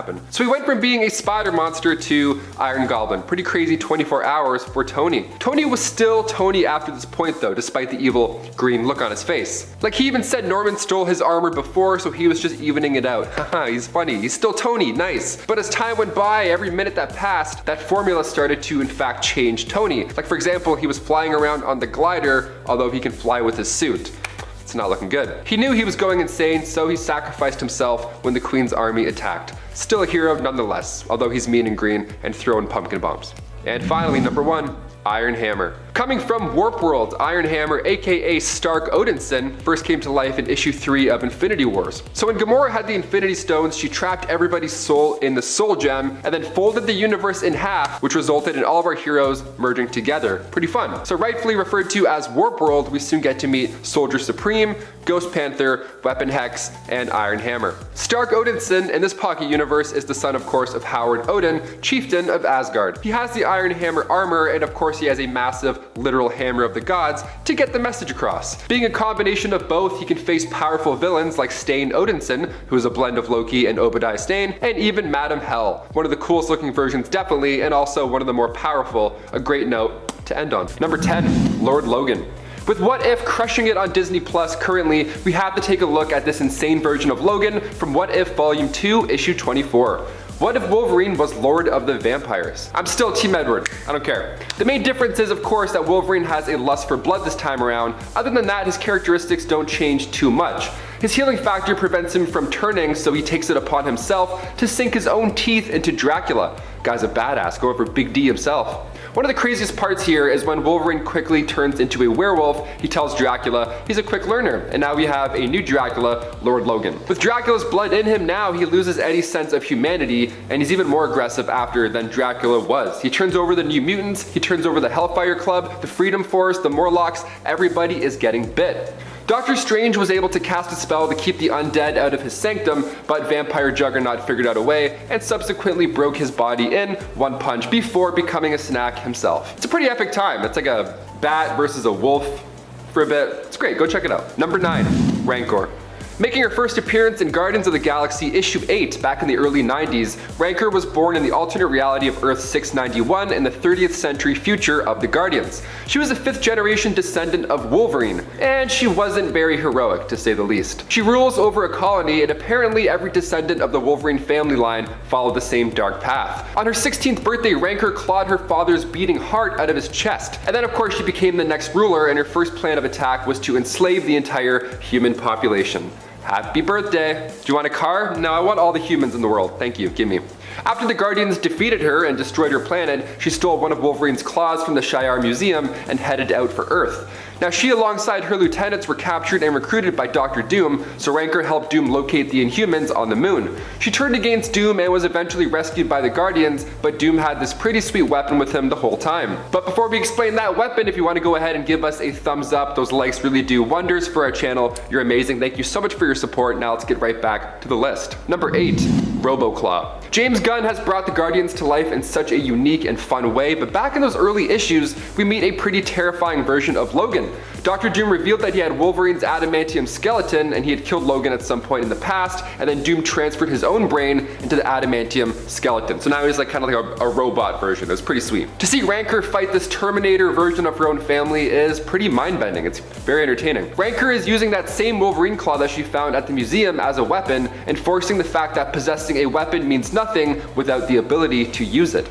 She then stabs the Doom skeleton right in the eye, and that does the trick, followed by a little shock therapy. Number 7, Mephisto. Within the Marvel Universe, Mephisto is, for all intents and purposes, the devil. He isn't actually. Technically, he is a demonic hell lord who rules over his own hell-like dimension and enjoys stealing people's souls by tricking them, and he does that by pretending he is the actual devil, playing on people's fears, so basically, he's the devil. While Mephisto is within his dimension, which he calls hell, he is immortal, omniscient, and impossible to destroy. It's only when he ventures into other realms that he can be defeated, but doing so just kind of returns him back to his own dimension. He has been a major player in the Marvel Universe since his creation and has been either a key or supporting player for many major events. He was the Snake in the old Adam and Eve story. He was directly responsible for the creation of Ghost Rider. He's infamously erased the history of Peter Parker and Mary Jane's marriage in order to save Aunt May's life. I mean, he even popped up a hotel out of the ground in Las Vegas that manipulated the citizens and let him take their souls. He has been defeated and outmaneuvered multiple times, but he has never permanently been stopped. Number 6, the Phoenix Force. Now it's important to say the Phoenix Force is not a villain, technically. It is a cosmic entity representing all life in the Omniverse. The Phoenix Force will exist as long as there is, was, or will be life. If the Phoenix Force were to be destroyed, if that were even possible, all life would follow after it, as well as the ability for life to have begun in the first place. The Phoenix Force is just a force of nature, but it has been used as a darker force of power in the past. For example, when it inhabited Jean Grey during the Dark Phoenix Saga. It was at this time the entity was a villain, using Jean's insane levels of psychic power, which it then amplified to godlike levels. With this entity inhabiting her body, Jean and the Phoenix destroyed an entire solar system and attacked her fellow X X-Men. Jean had to actually bring her own end just to stop what was happening, and when the Phoenix regained its memories of all the evil it had done, it brought Jean back to life to help make things a little better. And that's not the only time. There was the whole X-Men versus Avengers thing, and there was that time that Thane, Thanos' son, had the Phoenix Force. Almost every time the power of the Phoenix Force comes up, it usually corrupts its bearer and makes like a big stink. Like a huge stink. Big old fart. Number 5. Dormammu. Most fans of Doctor Strange know Dormammu. This being composed of pure magic energy rules the dark dimension and spends most of his time taking over other realities as he finds them. He's essentially immortal and capable of wielding godly power over magic, the dead, souls, and pretty much anything, really. When he is in our reality, he can be thwarted and returned to his own, usually by the Sorcerer Supreme, but within the dark dimension, he reigns supreme and cannot be taken down, like, at all. Using his vast magical abilities and the influence of his power, he is constantly trying to invade our reality, and even when he is banished back or he is stopped, he always comes back eventually, and he has been doing this for millennia. Number 4. The Beyonder. The Beyonder is a singular entity with no duplicate versions of himself in other universes, similar to the Phoenix Force. And also a lot like the Phoenix Force, Beyonder is basically like a baby in that he is a younger member of a race called the Beyonders that are a near omnipotent alien race from a dimension outside of the multiverse. He is himself basically a whole universe.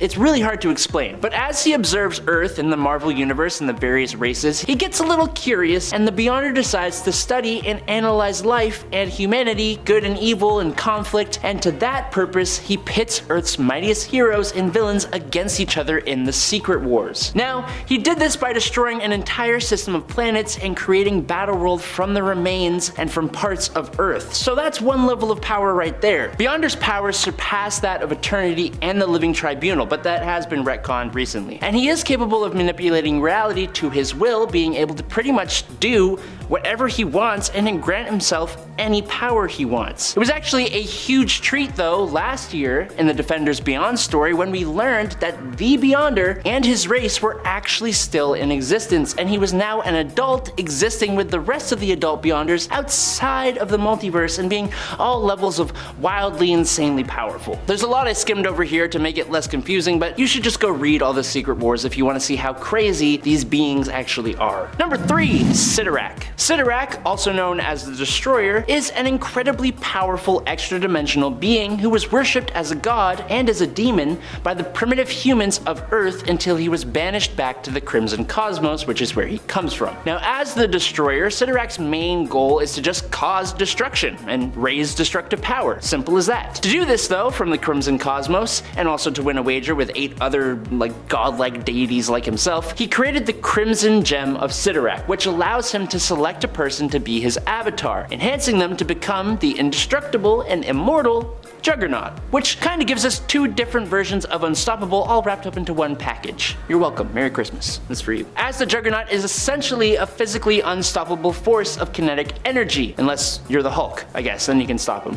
I don't know why. Anyways, Cyttorak is such a powerful and unstoppable godlike entity that you will even hear magic users invoking his name to cast some of their strongest spells. For example, the Crimson Bands of Cyttorak. Number 2. The Chaos King. While he is relatively obscure, he is nothing to scoff at. Amatsu Mikobashi, first appearing in Thor Blood Oath number 6 in 2006, was mistaken as the Japanese god of chaos and evil, but in actuality, he was an aspect of the cosmic being Oblivion. Now, Mikobashi ruled and thrived over the Earth when it was nothing more than a formless void of primordial darkness. And as such, his goal now is to put an end to creation and bring about a new age of chaos and void and darkness. He is a primordial being who was imprisoned in Yomi, which is the Shinto underworld, which is where he remained for centuries, accruing an army of Oni, which is Shinma demons, and other monsters. Now, during the events of Ares, god of war, Chaos King attacks Olympus after he defeated and controlled the Japanese pantheon of gods, and after the fall of Asgard during Ragnarok. This is what kind of kickstarts his mission in Chaos War, where he slays the Egyptian gods, Celtic gods, Shi'ar gods, gods of Zen law. He takes out Nightmare in the dream dimension, destroys Mephisto, and casts Mistress Death out of hell, making her literally run away. And he releases the souls of the damned. He did all that. He has the power to defeat eternity and is practically unfazed by attacks from the likes of Zeus, God Hercules, Galactus, Silver Surfer, and Thor together could not defeat Chaos King. To win, Hercules had to literally punch him into a portal to an endless void of nothingness, and this was after he destroyed 98.76% of the entire universe. That's a lot. Number 1. Chthon. Chthon is one of the most powerful demons to ever exist. Even though he predates anything like this, of all the devil-like demons out there, including Mephisto, Chthon is the closest thing to the actual devil. He and his Ngari actually ruled the earth before the angel Lucifer attacked them, and that was before Lucifer ever rebelled against heaven and became the actual devil. Chthon himself is responsible for all the witches, werewolves, vampires, and other dark creatures, as well as being the master of the most powerful form of magic, chaos magic, which is the same stuff used by the Scarlet Witch. The Scarlet Witch has altered all of reality with just a fraction of that magic, so yeah, it's a lot. His opposite, Oshtur, is one of the 3 beings that make up the Vishanti, and they stand in direct opposition to Chthon specifically, creating the Book of Vishanti in response to Chthon's Darkhold. Other demons and dark sorcerers, including Dormammu and Mephisto, call on Chthon's name to cast some of their strongest spells, and the Sorcerer Supreme, Doctor Strange, was almost corrupted and permanently taken out by Chthon's mere presence alone. He is extremely hard to bring down, and even if you manage to do so, it's only a matter of time until he comes back. Number 10. Starting it off with a please they hinted at it, I wish this had been pursued couple. The Riddler and Harley Quinn. So after Harley made her debut into comics from Batman the Animated Series, her and the Joker split pretty quickly. Yes, she still had feelings for him and could at times be lured back, but for the most part she was striking out on her own with a solo series featuring fun team-ups and eventually with the Gotham City Sirens. That series would see her join forces with Poison Ivy and Catwoman. During one arc, they need to enlist the help of a quasi-reformed Riddler, who Harley flirts with hard to get him to help. But the real hinting comes at the end of the arc, wherein after helping them, Harley gives Riddler a peck on the cheek, which he pulls away from, and the comic proceeds to have the most melodramatic narration about it of all time. I see the hurt in her eyes as I pull away. I turn quickly so she won't see the hurt in mine. Whoa, hold on, did I miss a page? That escalated quickly, and frankly, I wish it had escalated more. But the new 52 is around the corner, and with it a new Harley who murdered basements full of children and wore her ex-lover's face. In my heart, I'll always have Quiddler. Number 9. Destiny and Mystique. This is an interesting one because at first it wasn't happening canonically, not overtly or officially. However, it was entirely happening in the subtext as far as fans were concerned, only it was being coded. And then, in 2019, it was flat out confirmed thanks to the History of the Marvel Universe #2, which canonized it. Which I bring up just to have a ha, I wasn't crazy. They said I was mad, but they were wrong. So Destiny is Irene Adler, and her and Mystique have been in love since the 1900s. The two would form the second evil brotherhood of mutants together and just be constants in each other's lives. Mystique could be herself with Destiny and express all her concerns about Rogue and all kinds of other things. And funnily enough, worries about the future with a precog. It must be interesting. So in the past, Mystique would sometimes transform into a man at times when these two were out in public. It was postulated that a lot of this was to skirt around the Comics Code Authority, while others feel it was a fanon that grew to become accepted and has been incorporated into canon. Either way, I'm not reaching, and it feels good. Number 8. Lex Luthor and Amanda Waller. Back to brief why moments. So this comes to us from Superman/Batman, the series from 2003, and the first big story arc, Public Enemies. Just everything. This is from the time Lex is president, and of course he's evil, and of course he's trying to kill Clark. And in the process, he ends up getting himself all jacked up, and making out with a very surprised, perplexed Amanda Waller. Waller and Lex working together isn't too hard to buy, though working adjacent to each other would probably be a better way to put it. But these two are way too dedicated to their respective clandestine tasks for this to be a thing. They would just have massive files on each other. Does Lex hook up with people? Does Waller? Now I've fallen down a rabbit hole. But what else is new? Intend for you to play a role in all this. A very important role. Mr. President, Hawkman. Number 7. Harley Quinn and Red Tool. So some would classify this more as an anti-hero couple, but killing for money? I don't know. But leave that aside for a moment, because this relationship, or flirtation rather, is quite interesting. In comic fandom, one of the biggest Harley Quinn ships is the crossover pairing between her and Deadpool, which is only ramped up as DC has made her more and more Deadpool-esque. So in her new 52 series and beyond, a character named Red Tool was introduced, an extremely blatant Deadpool stand-in. He was completely in love with her in an insane, I'ma kidnap you so we can go to the carnival kind of way. She treats him pretty horribly for the most part. Except when she needs him though. Over time, the two come to develop a friendship, though he's essentially the Harley to her anti-hero Joker. He's just Deadpool. It works for some people, but for others they fall into characterception. So Red Tool is Deadpool, who was at first modeled off of Deathstroke because he was Wade Wilson instead of Slade Wilson. Comicception. Red Tool isn't replacing Joker or Ivy or even Deadshot for most fans anytime soon. Number 6, Namor and Emma Frost. Man, was this one unhealthy. And an affair. But they're tenuous anti-heroes at best, though Emma ranges a bit more, and villains at their worst. Namor and Emma Frost. This happened when they were working together and was particularly prominent in Uncanny X-Men. Emma was with Cyclops at the time, but Namor persuaded her with his smooth, "Why can't we do this? You're not married, you're just bound by a whim and a word." Can you feel how much he wishes Sue would leave Reed in that sentence? Cause I can. So these two would hook up and are quite the power couple. They also work because they both know it's a no strings attached type deal, but they're both really cold. Ice cold. I wasn't surprised by this. I mean, Emma and Scott's relationship started off as a psychic affair where she would sometimes roleplay as Jean. And there are strong hints that Namor likes how much Emma looks like Sue. It's all very messed up, which is par for the course for a villain relationship. It's to be expected in my opinion, like they're not great people. It's not that odd that they would have flawed relationships when even the so-called virtuous heroes do. But you do get some gems in there, surprises. Number 5, Nightwing and Shawn. So after Rebirth, Nightwing was relaunched, and there was some attempts to give him a new love interest, not Starfire, not Babs, who were doing different things at the time. Someone new.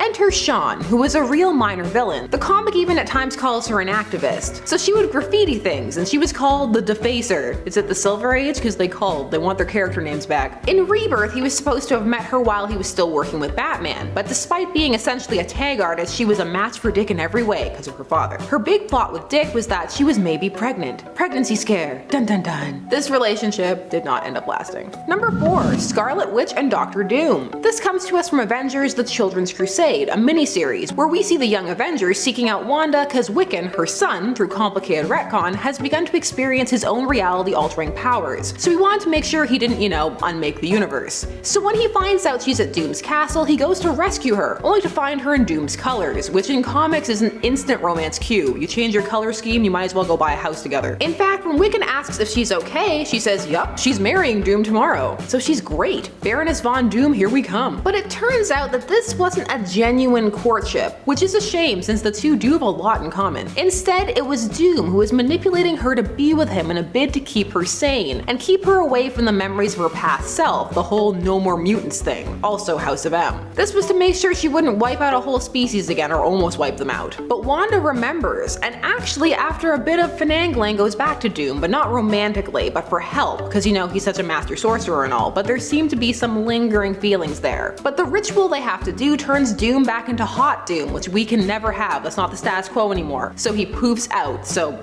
broken up, I guess? I would have been down for more of this though. Number 3, Supergirl and Lex Luthor. Now Supergirl has had some intriguing romances, with Brainiac 5, with her horse, Comet. That was when he was posing as a man. But the Lex plot was a bit disturbing. At first it appeared she was with his son, Alexander Luthor Jr., which would have been okay. But then it turned out that Lex was inside his son's body posing as his own son. But this Supergirl was slightly different, she was known as Matrix, there was other Earth stuff involved, it was pretty convoluted. However, Luthor wasn't even with her because he wanted to be with her, it's because he wanted to develop clones of her, which is pretty standard Lex fare, just look at Connor. Clones everywhere. But that's a relationship ender, so she dumped him back in 1994. Number 2, Wolverine and Mystique.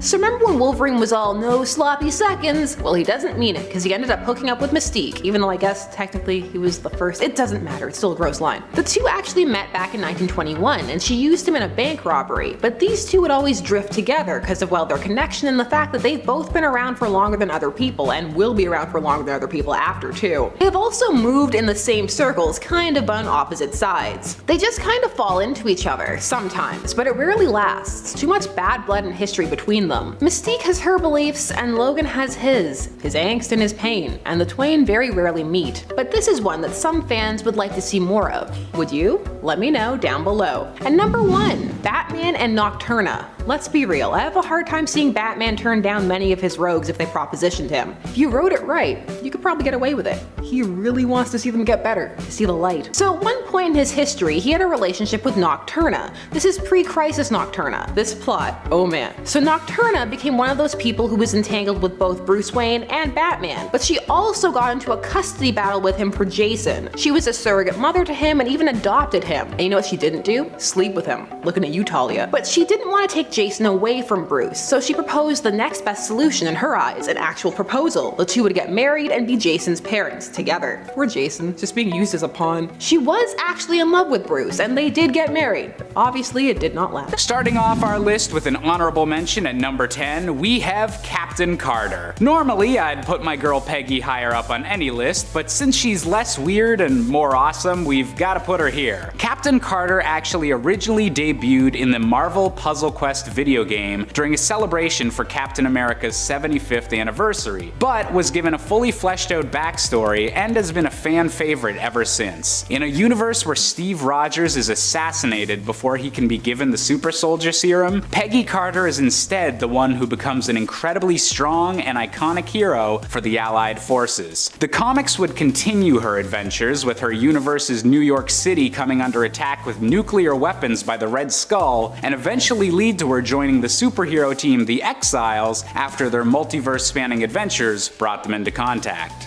Next up on our list is the center point for one of the most controversial Marvel storylines of all time, the infamous Hydra Cap. Initially appearing to be the main Marvel Universe's Captain America, this version of Steve Rogers had grown up indoctrinated by Hydra's fascist ideologies and was actually sent to America to kill the creator of the superhuman serum for the Axis powers, but instead wound up deceiving his way into receiving the serum himself. Having wound up in the main Marvel Universe when their Steve Rogers was rejuvenated back to his usual age in a different storyline, this Hydra Cap was able to hide his evil intentions until the pivotal moment that he declared to the world those shocking words, "Hail Hydra." Seeing one of comics' most inspiring icons twisted in such a way was definitely unexpected, and definitely earns a surprising spot on this list. Coming in at number 8, we have the blood-sucking Vampire Cap. In a universe where Captain America fought and then lost against the villain Baron Blood, soon the entire Avengers team was overtaken by his vampiric disease. Consumed with a lust for both blood and power, this Steve Rogers began a year-long killing spree that culminated in killing Baron Blood and taking his place as the new Vampire King. This version had all of the benefits of the Super Soldier Serum,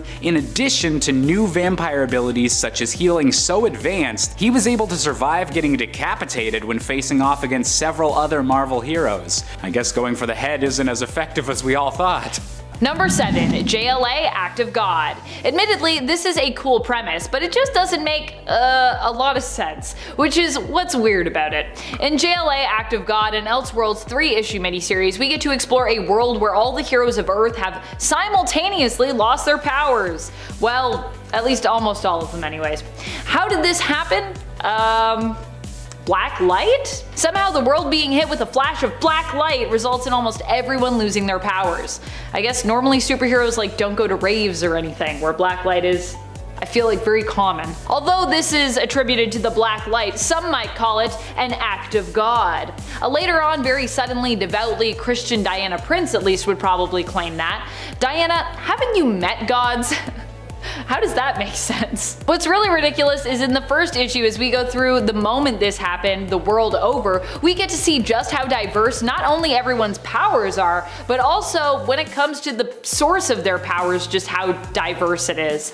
In one page, we go from Steel losing complete control of his systems and suit as he plummets to his doom, to Aquaman losing his ability to connect with the creatures of the sea telepathically and his ability to breathe underwater. At the same time, Kyle Rayner also has lost control of his Green Lantern ring, which seems to now just be, I guess, a really unique and trendy looking accessory. How could a flash of black light affect almost everyone in this same way? Like I said, it's a cool premise, kinda wonky execution though. How is Steel affected by this? Didn't Steel make his suit? I'm confused. Number 6, facets. What happens when we get to see the Teen Titans as they be in a fantasy setting? Well, a whole lot of weirdness. Raven, of course, ends up evil, known as a deadly and beautiful sorceress, Queen Raven. She creates her own loyal servant and accomplice with Victor Stone, or at least she tries to, transforming him permanently into a cyborg. It turns out this isn't all that Raven's been up to, though. She has a whole collection of prisoners whom she has transformed in some way, and when Cyborg refuses to join her, she also contemplates holding him there with the rest of them. So apparently she does this a lot. Seems like her deals with people don't usually work out. I guess she's just hoping that one day that'll change. She's like, I'll just keep doing it. Eventually someone will be loyal to me. If I try it enough times, it's gotta work. In this story, Koriand'r is a prisoner of some goblin mages who use cosmic energy to transform her into Starfire. The comic features an all-out battle between Raven and Starfire, joined of course by the rest of the Titans. Nightwing goes on a trip inside Phantasm's cloak, literally looks like he's tripping out, and eventually Trigon joins the party when he is summoned by his daughter Raven. You can check it all out in the 1994 New Titans Annual. It's weird. It's definitely weird. Also, some of these outfits are interesting. Number 5, Superman at Earth's End. I don't even know where to begin with this comic. Oh boy. Okay, so Superman here is one of the first iterations of course, the old man heroes to come that we've come to love so much. See, before there was Old Man Logan, there was Old Man Supes. In this Elseworld story, we are in a post-apocalyptic future where machines rule supreme and mutants basically run amok. Also, there is an army of Batmen and vicious biker gangs because I mean, why not? The year I believe is 2102, so possibly this is what we'll be dealing with in just over 80 years time. Honestly, the way things are going, I could maybe see that being our future. Superman is recharging and recuperating his strength when he hears about the plan to nuke Gotham City. He aims to save the city, but of course without doing any killing, because you know, he's Superman. And of course, no guns, because he's Superman. Except for the part where he uses guns to kill people. Except for that part. Mostly Robo and really bad people though, so I guess for Supes it doesn't count. It features the famous I am a man memeable moment, which actually was shouted in response to an android by the way, so out of context it's really weird, but within context it actually like kinda makes some sense. It's still pretty weird, but it's not as weird. Also, shortly after claiming that he doesn't need weapons, Superman chooses to wield a ridiculous mega gun known as the Expunger. It's crazy. I just love that he's like, I don't need weapons because I have powers. I would never do that. And then like flip to like 2 pages later and he's like, look at this giant expunger. I'm gonna use this mega gun. Number 4, All-Star Batman and Robin. Not so much a story as a full series, but I have other full series on this list, so it's fine. All-Star Batman and Robin consists of 10 issues, all of which are pretty weird when it comes to the depiction and characterization of a lot of our favorite superheroes, villains, and their allies even. Once again, we get a super jacked version of Joker in this comic. We also get a version of Vicky Vale who seems far more obsessed with Superman's manhood and dates with Bruce Wayne than any kind of serious reporting. And of course, then there are Batman and Robin.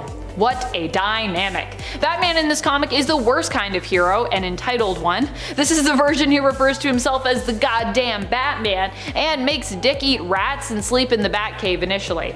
Because he's Batman and he can do that. He also torments Hal Jordan, Green Lantern, by painting himself, Robin, and the entire room and corridor yellow, and also serves and consumes yellow food and drink around him, with Batman enjoying some lemonade and Robin devouring what appears to be an all-yellow ice cream cone.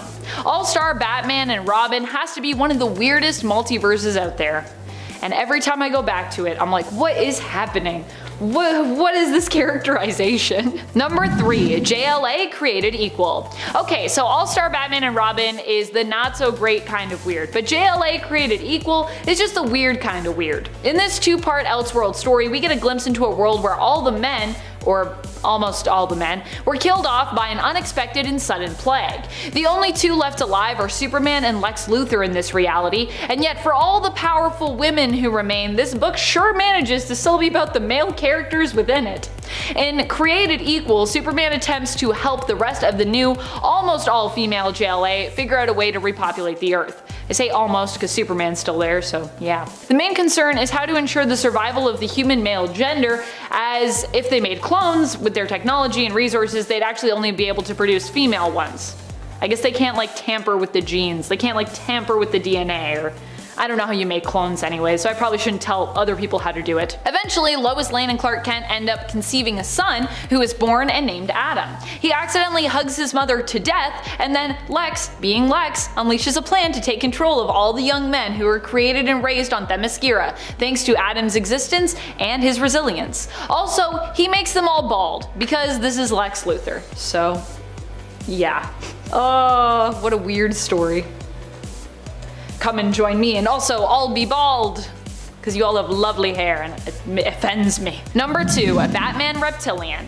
Ah yes, the story of an alien baby that belongs to Killer Croc because he was influenced by aliens while inside his mother's womb, which is how he's even mutated and also makes him like, I guess, a hybrid alien-human creation technically. In this beautiful yet bizarre story, Batman is attempting to track down whoever is killing all of his rogues. What he finds out though is that it isn't any one of the other villains, but Croc's baby that he just gave birth to. Killer Croc, of course, didn't know that he could do that. I mean, neither did we. It turns out that this is a result of him being part alien in origin, or being tampered with by aliens when he was like a fetus. The newborn babe, it turns out, just wants its mama, but for what purpose remains to be seen. Killer Croc can't nurture it, as you know, he doesn't have like the biological equipment for that. After we get through that whole slog of that's not gonna work, it's also implied that the giant alien monster baby wants Croc to mate with it, which is also thankfully out of the question when it comes to Croc's willingness. So thank goodness, because I thought this better not be where this is going. Oh my goodness. Did I mention that Batman is also a huge jerk throughout this entire series? Cause yeah, this is Garth Ennis behind the writing wheel, and that is very much a thing.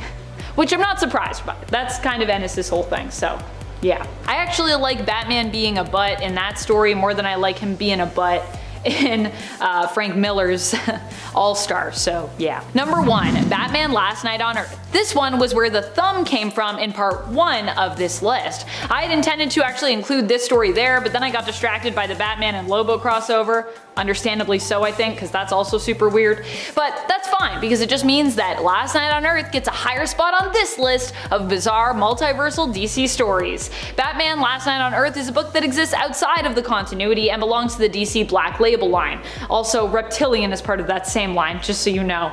Black Label primarily is made up of titles that are more adult in terms of their content and their themes. Here, that translates to Batman wearing a straitjacket version of his suit in a post-apocalyptic future, where Joker is just a head in a jar. They also end up fighting giant monster baby Green Lantern constructs in issue number 1, just to give you a sense of the level of weird that we're dealing with here. But it's like a fun weird. It's like a, I'd recommend this weird. I give it 2 weird thumbs up. Number 10, Magneto and the Wasp. Magneto has been on the side of good before. He's even run Xavier's school for him, like when he died, that first time, not the other times. Sometimes. Their friendship is bizarre but strong, so he counts, even though in the arc where this happened, he was in more of an anti-hero mode. This occurred during the massively successful Marvel event Secret Wars, the first one from 1984, not the sequel or the new one from 2015. In this first one, a group of heroes and villains are suddenly plucked from existence and dumped onto a planet to duke it out, to battle each other and see who will win. And when they're grabbed on the side of the heroes, Magneto is there, so hardly a reach, barely a stretch. So in Secret Wars, Magneto kidnaps Wasp by trapping her in a metal ball and taking her over to his base, as he was driven out by the heroes at the start of the event because they didn't trust him. Well, Charles wanted to keep him there, but he was overruled. He kidnaps Wasp and begins to lay it on real thick. He's not a monster. He wants to discuss a team up. He respects her as a leader. She was leading the Avengers at this point. He thinks she's beautiful, and it looks like it's working, making out all over the place. But haha, it was a ruse. She was playing along to learn his plan to take back to the heroes. But for this issue where it's happening, I'm like, man, if only it wasn't so kidnappy and creepy. I can get behind this, and say what you want about Magneto, but he's not gonna slap her in the face. Number 9, Black Canary and Hawkeye. Yes, you heard that right, you haven't gone mad. But they're from 2 separate companies, you cry. Why do they only hire fake nerds? Calm down, it's okay. DC and Marvel have done more crossovers than people think, and this occurred during one of them, specifically in JLA/Avengers. In this story, Kronos, with a K, had smashed the 2 realities together, creating a combined universe, but not an amalgam one. In this one, they were still separate characters. In the Amalgam universe, they were all fused together like Darkclaw. So in this story, we see reality shift and reshape itself over and over. And in one of these shifts, not only is Hawkeye a member of the Justice League, but he's with Black Canary, and he apparently crossed dimensions to be with her. The League seems behind this too, with Diana proclaiming that they're a cute couple to Batman, but Green Arrow looks salty and pressed, as he should. A blip, but we'll explore a crossover couple more in depth a little later. Number 8. Superman and Supergirl from Action Comics number 289 from 1962. Kissin' Cousins, the comic. This is where Superman marries Supergirl, his cousin. Legit, I'm not making it up. So Superman in this issue is talking about how he would marry his cousin since it's legal on Krypton, and he for some reason cares about that even though he's lived his whole life on Earth with Earth values, but I digress, and he does bring up it's legal some places on Earth too. So he's been thinking about this.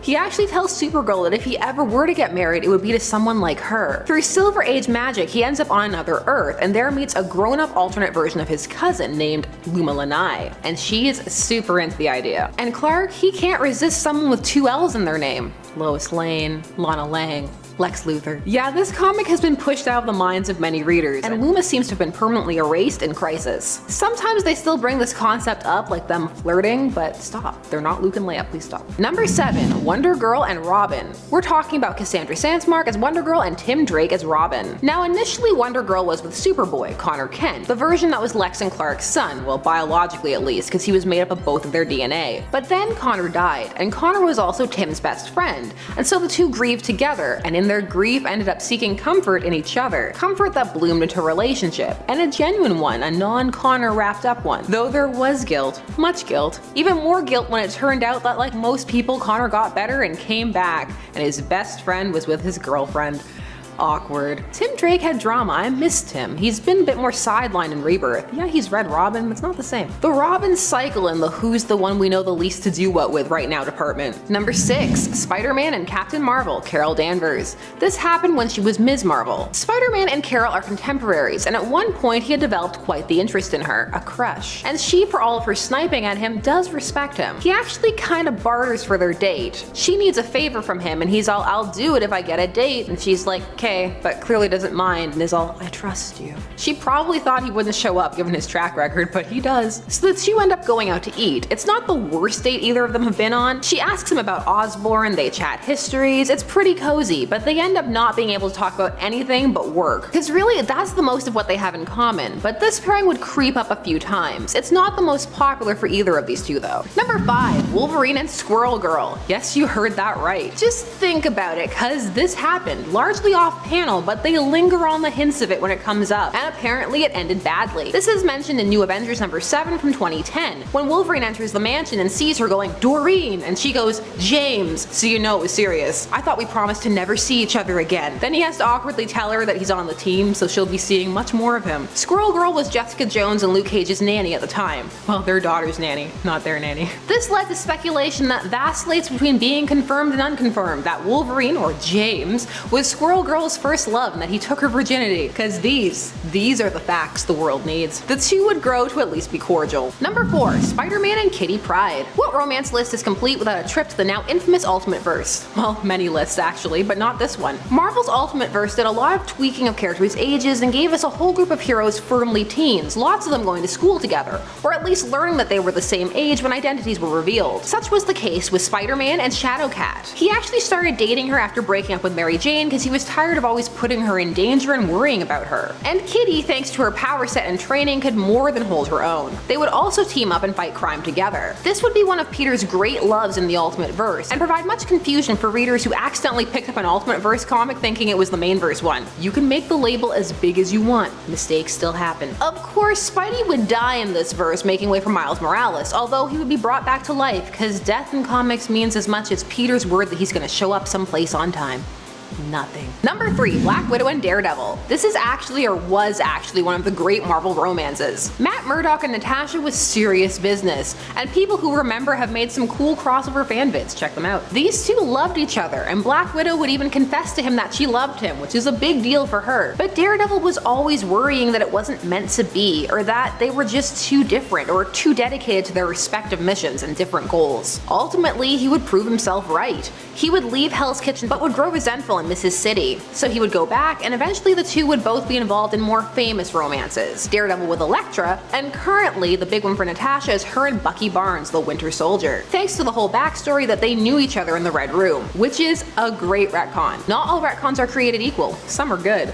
Oh man, the salt. I'm sorry, you probably felt that through the screen. Writers remember this happened though, so it comes up, but for new readers it can be a what? Wait, number 2, Captain America and Scarlet Witch. You have no idea how badly I wanted to put Wanda and Doom on here, but there was mind control involved, so I went wholesome instead. Quality content. Also, I just learned people are now calling this pairing Scarlet America, and I'm here for it, but also Captain Scarlet or Captain Witch. Think about it. This has happened more than once, such as in the comic Captain America and the Falcon or the Uncanny Avengers, just to name a couple.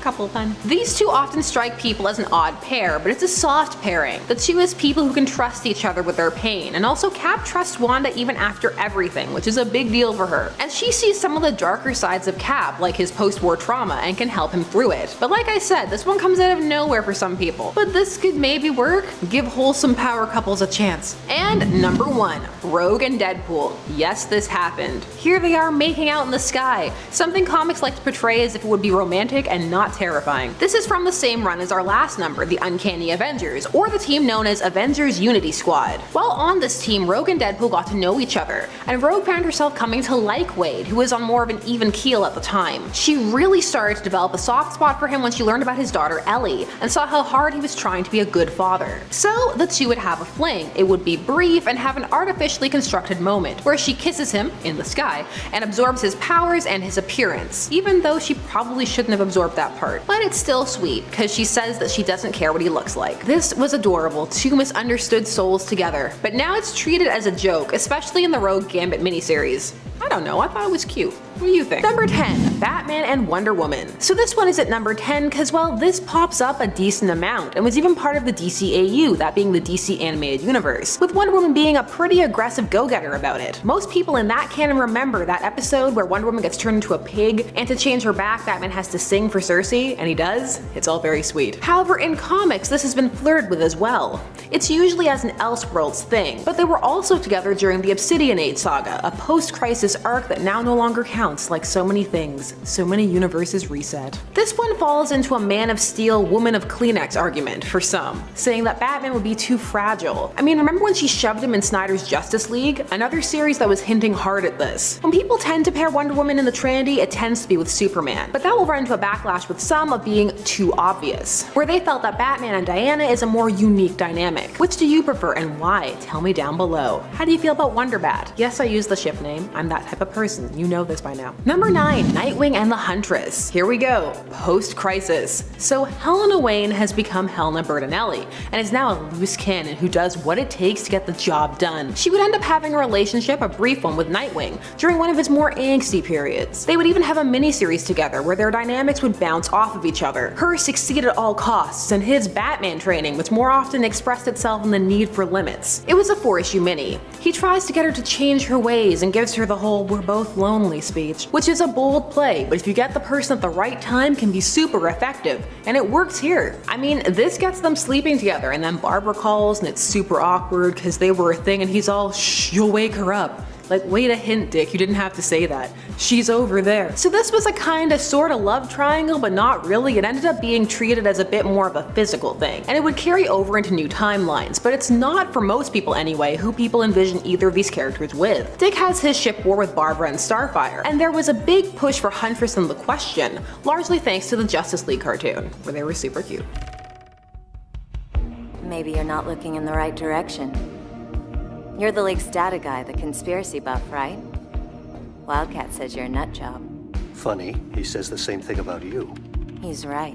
Number 8, Spider-Man and Mockingbird. So Spider-Man has had many a superpowered or superhero girlfriend, and one of them has been Mockingbird, who was actually married to Hawkeye for a bit. I'm telling you, Hawkeye, secret relationship ninja. Now, Spider-Man and Mockingbird was set up as a bit of a mismatch, but was also supposed to be the relationship that was going to help Marvel move past One More Day. One More Day is the infamous storyline that ended Peter and MJ's marriage via demon divorce, and for many, MJ and Peter are endgame. So this was a relationship. She was Spider-Man's super spy girlfriend, who started hooking up with him while Peter was the head of Parker Industries, and had his life in order. However, from the start there were signs, like for example, Bobby didn't find Peter funny, and he quips all the time. Red flags. And then Peter would be reset again. So he would go from I have a job and things are working out right back to he's a menace and he has no job and can't figure anything out. Time to crash on her couch and then go find a roommate. Yeah, so she didn't want much to do with this Peter. I can't imagine why. And now has a very looking down on, mean to him, but she secretly still cares dynamic. Or she did. These things shift. Mostly now it's a, hey, we used to date, and it's super awkward. You know how we could have avoided all of this? By having writers who understand that writing marriage can be interesting and dynamic. You just have to apply more than baseline effort. And I'm gonna rein in my salt, because I'm about to reveal my true form. A little Star Trek joke for you. Number 7, Robin and Spoiler. So this Robin is again Tim Drake. So much Tim on these lists, and for younger fans I know it's like,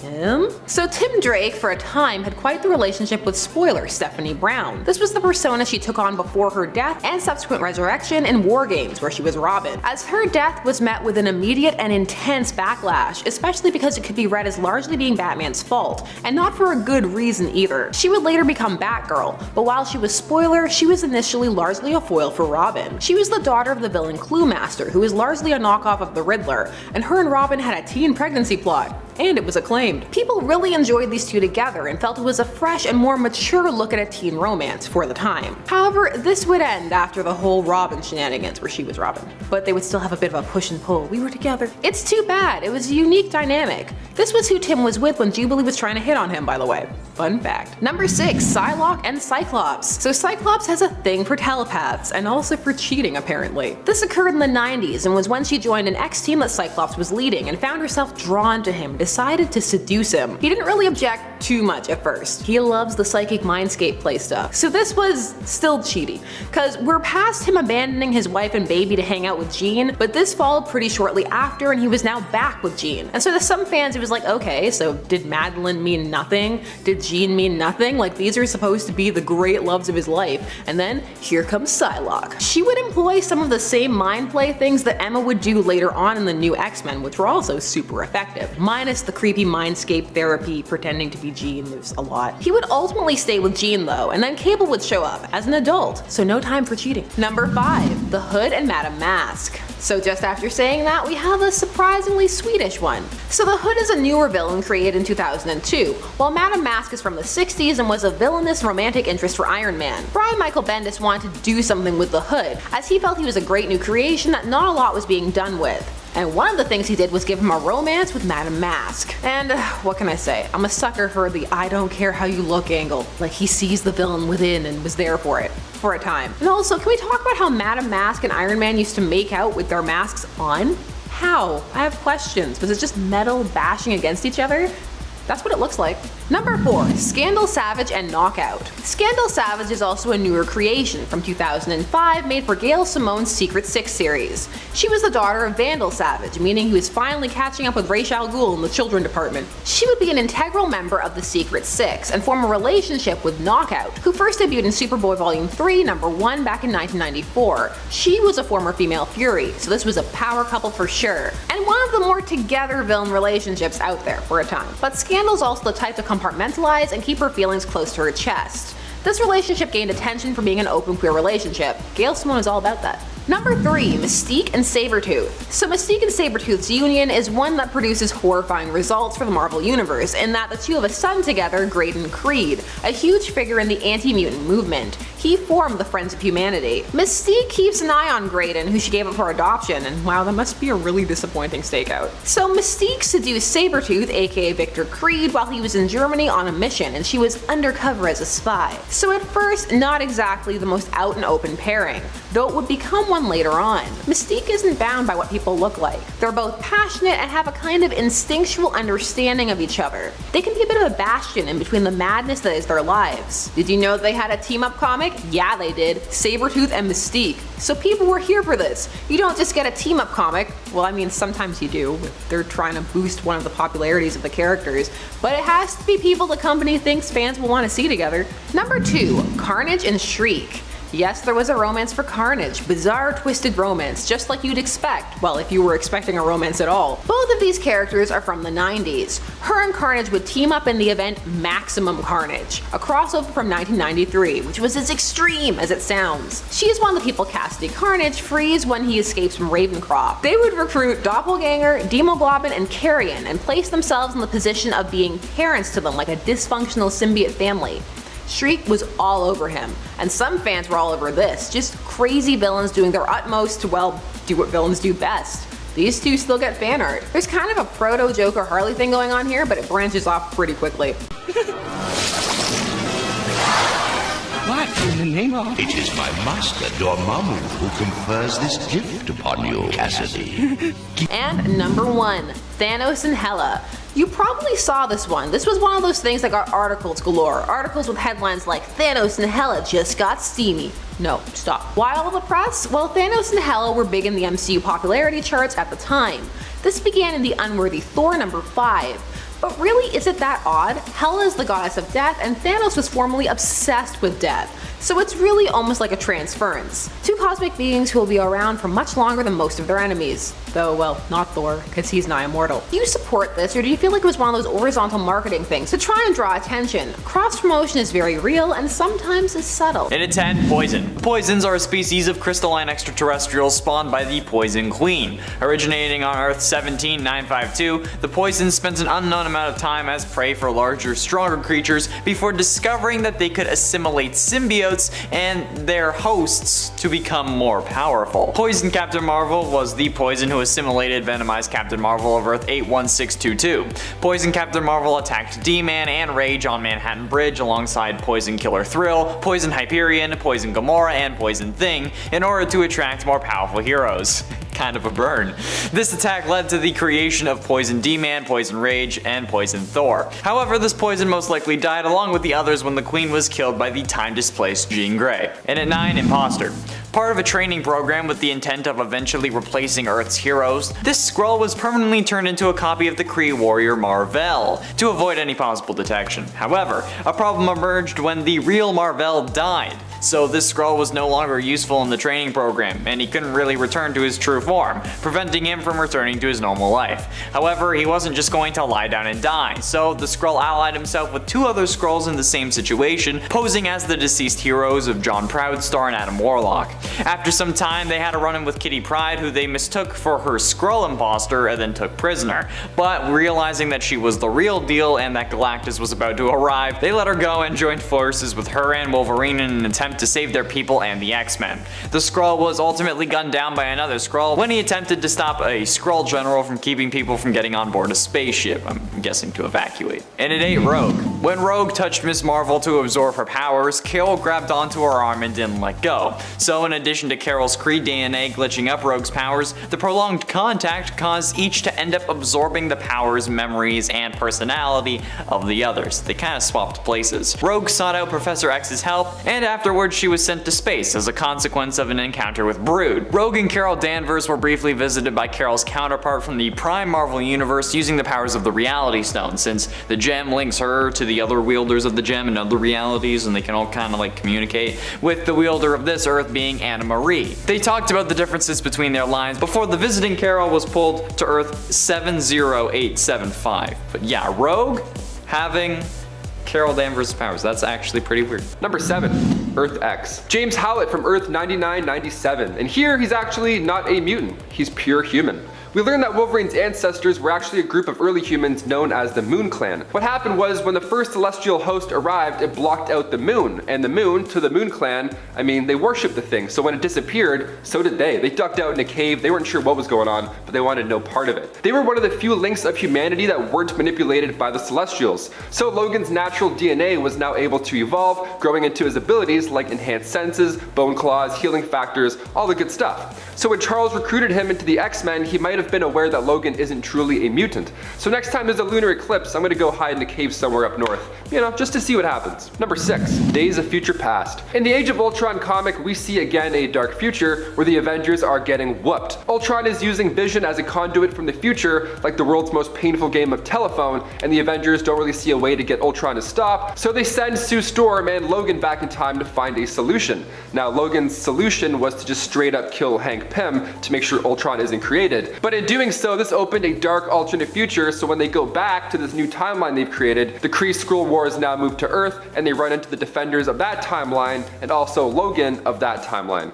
That's a lot of Logans in one story, but is there ever enough? Really? No, never. Number 5, The Hooded Man.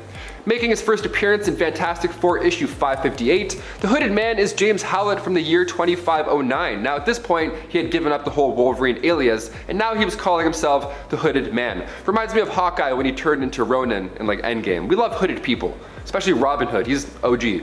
Now in this future, he alongside the Fantastic Four have formed the New Defenders. The New Defenders use the body of a deceased Galactus to travel back in time. They transported their dead world to Earth 616, now their new world. Well, it's literally called that, New World, NU World. It's an exact replica of Earth. Ted Castle and others created this knowing that our current Earth would be uninhabitable in just a mere 30 years. So the New Defenders settled here with present day Fantastic Four, but eventually Logan, aka the Hooded Man, went back to his own reality to rebuild the population with Gaia. It's gonna be really busy. That's gonna be a busy time. Number 4, Helverine. First appearing in Wolverine Volume 4, Helverine was a fierce demon from the underworld, as if his name didn't maybe tip you off already. He first approached a man named Roger who hated Wolverine so much because he actually blamed the death of his wife on Wolverine. The demon then told Roger that if he joined the Red Right Hand, he would help him get revenge. So, sounds great, Mr. Demon, thank you so much. And then he disappeared. So he joined the organization, and he, alongside other Right Hand members, sacrificed a man and a woman in order to get the demon to come back again. The demon returned, took out those two people, and then in turn told Roger it was revenge time. All the while, Wolverine was tricked inside of a van where the founder, leader of the Red Right Hand, performed a ritual to have Helverine take over Wolverine's body. Helverine was then forced to attack all of his close friends, and as dark as this one is, I gotta say, it's one of my favorite versions of Wolverine. Maybe it's the Flaming Claws, maybe it's Maybelline, I don't know. I love him. Number 3, The End. In Wolverine The End, we see an aged Wolverine as he embarks to take down the last of the Weapon X program, all the while he's dealing with himself becoming less immortal. This 6-parter is a great gloomy time. It opens with Wolverine in the snowy landscapes of Canada, struggling to even hunt a deer. Now it hurts him to retract his claws, you know, super arthritis ain't a joke, and now he has long white hair, and I gotta admit, watching him struggle is depressing but really entertaining. Because in this run he meets his long lost brother who has apparently been watching him for a long time, and his brother tries to make it seem like he's going to help him discover the secrets of his past, but really he's just using him to nuke Vegas. So in the end, literally the end of the end, Wolverine is holding his long lost brother's body. It's quite sad, but definitely worth a read. Bring tissues, you'll need them. Number 2, James Hudson Jr. Jimmy Hudson, okay, first appeared back in the 2010s Ultimate X issue 1, but later on in Ultimate Comics Wolverine issue 4, he was the new Wolverine. Okay, who is this guy? So Jimmy Hudson is the son of Wolverine. So back when Logan was fighting in Iraq, he fought alongside a man named James Hudson, and they were pretty close because Logan trusted James enough to take care of his newborn son. Jimmy's last name was changed when the adoption became official, and Jimmy Jr. had no idea that he too was a mutant until his high school days. He took after his birth father even so. I mean, he was attracted to redheads, he was reckless, and of course, he was absolutely shredded. In Venomized, the Poison Hive invades Earth, and they force symbiotes to bond with various superhumans. When the X-Men helped out, Jimmy was bonded to one himself. And finally, number 1, Weapon H. Making his first appearance in Totally Awesome Hulk issue 21, Clayton Cortez was originally a Marine and former Eagle Star contractor whose team was originally hired to go after the villagers of Ujanka for sabotaging a Roxxon pipeline. Clay turned against his own men, saving lives, but he also put himself in a dark spot. He was captured and sold to Dr. Alba, head of Weapon X Batch H Division, which was this neat division that made Wolverine Hulk hybrids. Gotta love those. H Alpha was unlike the others because he wasn't recruited by Director Stryker, so he wasn't a true believer in his cause, and that Dr. Alba left more of his brain in there than the other subjects in hopes that he would train better. Okay, leave a little bit of brain left, see what happens. H Alpha had about 15 minutes to go in the incubation process when a group of mutants showed up and raided the place. So Dr. Alba released H Beta to buy time, but when H Alpha was finally done, he beheaded H Beta. And then the Hulk came in, which at the time was Amadeus Cho, and he came in to hold him back. It was just nuts. People are getting their heads cut off, there's Hulk hybrids everywhere. It's really loud. Must be a really loud day. Once the Weapon X staff left, Weapon H stopped fighting and then he jumped far away. Number 10. So get ready. This one has to be low because I'm stretching hard for them to qualify. It's a mighty reach. Renee Montoya and Two-Face. Renee Montoya would become the Question and Two-Face was Harvey Dent. Boom, acceptable. Anyways, yeah, these two had a bit of an odd, kinda sorta one-sided courtship, mostly one-sided. This happened leading up to Gotham Central and was not romantic. This one's not cute. No hazelnut lips here. So during No Man's Land, the Batman arc where a giant earthquake devastated Gotham and villains took full advantage and Batman refused help from people who came offering it, like Superman cause, well, he's Batman, Renee Montoya became a go-between for the police force who remained and Two-Face, who is the leader of one of the sections of Gotham. She would try to connect with the Harvey Dent side of him, and it worked, only a little too well. Seeing how tirelessly she worked and how understanding she could be, he fell in love with her. His Dent persona would take over for part of this arc too, putting him temporarily in the good column, and at that point they had a good relationship. However, this would all end badly when he discovered she was a lesbian and proceeded to out her to her friends, family, and colleagues, hoping they would all reject her and she would have no choice but to be with him, the only person who truly loved her. Dark stuff. She obviously gave that a hard pass. Number 9. Batman and Batgirl, The Killing Joke, but also secretly some other places. The adaptation of The Killing Joke is now infamous for how poorly received the extended story featuring Barbara Gordon was well received. It was intended to give her more agency and character before her paralysis. It instead, for many fans, reduced her to a whining love interest who was more of a caricature, but some people loved it. Mileage varies. The character development would involve her struggling with balance of violence and being Batgirl, but also her proving she wasn't just a little girl by sleeping with Batman, just mounting him after they fight on a rooftop. You wanted! I made it work! Ugh.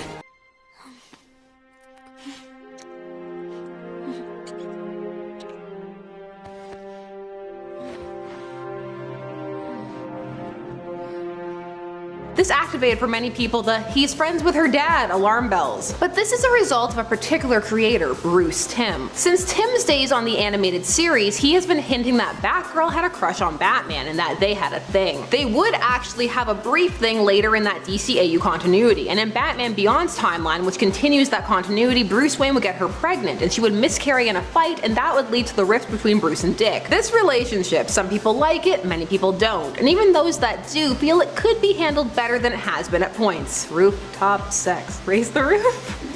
Number 8. Batman and Black Canary. For most people, this comes to us from an Elseworlds non-canon story, but I'm putting it because everything about Frank Miller's All-Star Batman and Robin is hilarious. Well, to me anyway. At one point in this tale, Batman ends up showing up after Black Canary has taken out some bike thugs, and actually he shows up just in time to help, and the two proceed to make out. It's all battle tension and fishnets. However, there have been some hints of this in main continuity from way back, like late Silver Age, early Bronze Age. Personally, I don't hate it. This panel about them breaking the bond of loneliness, it kinda got me. I feel like Bronze Age Batman would treat her better than Bronze Age Arrow, or Modern Age Arrow, even though she crossed universes to be with Green Arrow pre-Crisis. She'd also be good to all the Robins. Oh god, I think I ship this now. People like to throw this into Elseworld stories, but maybe it's time to shake up that main verse. No more Bat-Cat. Bat Canary. No one would stand for it, I know. Number 7. She-Hulk and Tony Stark. These two are players in the Marvel Universe, so it seemed like an inevitability that at one point they would end up together. It's more of a teammates with benefits type deal. But they have some deep discussions, and Tony respects her as a teammate, a friend, and a lawyer. Before what I like to call a digital era, they were pretty close. She also calls him out on his nonsense, which he oftentimes needs. His ego can get out of control. Still, these are often quick things, so some people are like, what? That happened? Yes, it did. There's also this joke about how he slept with Gamora and it was lame. That the sex was lame, not the joke. That really varies. Humor is tricky and very subjective. Number 6. Tony Stark and the Wasp. This is a new one from the 2018 Iron Man run actually, and they were really excited about it. This got a very lovingly drawn cover. So Jan and Tony. This is one of those pairings that's like, okay, sure, why not? Most of their stories are about them being busy and having to squeeze in dates, but it's a really smooth relationship. Not too much conflict. Not yet. They also have cutesy puns like, don't worry, I won't sting you. Too late, I'm already stung. No man, give me that villain banter. This was during a movie date. It's also normal and nice. For domesticity Felicity lovers, it's great. But still for some fans, it's a bit of an, okay, did you just draw names out of a hat and be like who hasn't dated yet? Still, some are just glad she's not with Hank because of that one panel. But there's not only more to that panel, but more to how their relationship soured. Still, if we can retcon away entire universes, why can't we retcon that out? Some things stick no matter how much retcon or reboot scrub you use. Will Tony and Janet last? Probably not. Number 5, Barbara Gordon and Ted Kord. So this occurred during Birds of Prey and was set up as a separate romance for Barbara outside of Dick Grayson. Ted Kord was drawn to Barbara because of her intelligence and attitude, and she enjoyed his easygoing but still serious when needed attitude. The two would enter into a tentative relationship, however ultimately would decide that they would rather be friends / be with other people. This culminated with them leaning in for a kiss and being like, I have something to say, and she says, I'm getting serious about someone else, at the same time as he says, can we just be friends? The two have a good laugh about it and there were no hard feelings. Any lingering potential romantic feelings would be cut short by his murder by Maxwell Lord. And since his resurrection post universe-wide reboots, things have been different. Number 4, Captain America, Falcon, and Lady Thor. Listen, I need to specify, when you have multiples running around at the same time, so you know what I'm talking about. Like, some people get really mad when you call Lady Thor, and they're like, she's Thor, and I'm like, yes, but second Thor, and we have adjectives and descriptors for a reason. She's not even Thor anymore. There's just so much happening there. So this happened in all new, all different, and was, well, there was a battle and they're colleagues, and the dialogue after their kiss is really weird. Firstly, everyone is shocked, like they've never seen a kiss before, and then she's all, you certainly taste how I imagined Captain America would taste, and he goes, you taste like a goddess. What do both of those statements mean? Like, Squirrel Girl tastes like hazelnuts, that I understand, but what does Captain America taste like? Apple pie? McDonald's? I don't know. And a goddess, so light, energy, and pain? Also, she's not a goddess, maybe more like, you taste like a magic hammer. So yes, this was a thing that happened. They taste how the other expected. Tale as old as time. This ship is called Thunder Shield, by the way. Sounds like a great band, AC/DC all the way. Thunder Shield. Number 3, Scarlet Witch and Brother Voodoo, or Dr. Voodoo. Time for a Scarlet Witch pairing that doesn't involve mind control. Hooray! Scarlet Witch has recently had far more emphasis placed on the witch part of her persona, and was even recently retconned to not being a mutant anymore, which I hope gets changed back. Come on, pendulum retcons, where are you when I need you? Well, Brother Voodoo, Jericho Drum, is a powerful sorcerer, and was even the Sorcerer Supreme for a time. These two decide to explore what the potential future could hold together as a couple for a bit, and it was sweet. They both know the struggles the other has gone through, and the danger and power of magic. It's so wholesome. He asks her if she's okay, there's none of the judgment that comes from other people. She's all like, I've never been with anyone who understands both sides of me. And he's all, after their kiss, that was sudden. Good, but sudden. See, that's something cute after a kiss, not you taste how I thought you would taste. Blah. Wholesome cuteness. More of this, please. I support. Number 2, Kyle Rayner and Donna Troy. Just before we get started, in the new Teen Titans in the 80s, in that canon, for a time, Donna had a husband and a kid, and then the editors decided that that wasn't relatable for teens, so they had her family die in a car crash, so she could go back to going on dates. Because who can ever relate to having a family? More boys. Where the dates at? Anyways, Kyle was one of the boys for her to go on dates with. There would even later on be kind of a love triangle between her, Kyle, and Jason Todd. But that was the same series that would see her calling Jason Todd retarded. Do you get it? This was during Countdown. So in all honesty, all of that salt aside, this was cute. The two went on dates in space, and balanced the duality of their secret identities and wanting a normal life. I mean, Dawn was down for that. She married a normal guy. So teammates, hopefully more. That's Kyle talking, not me. They'll bring this up on occasion. It depends how much in favor Kyle is, especially post Hal's resurrection. Sometimes it can be like, Kyle?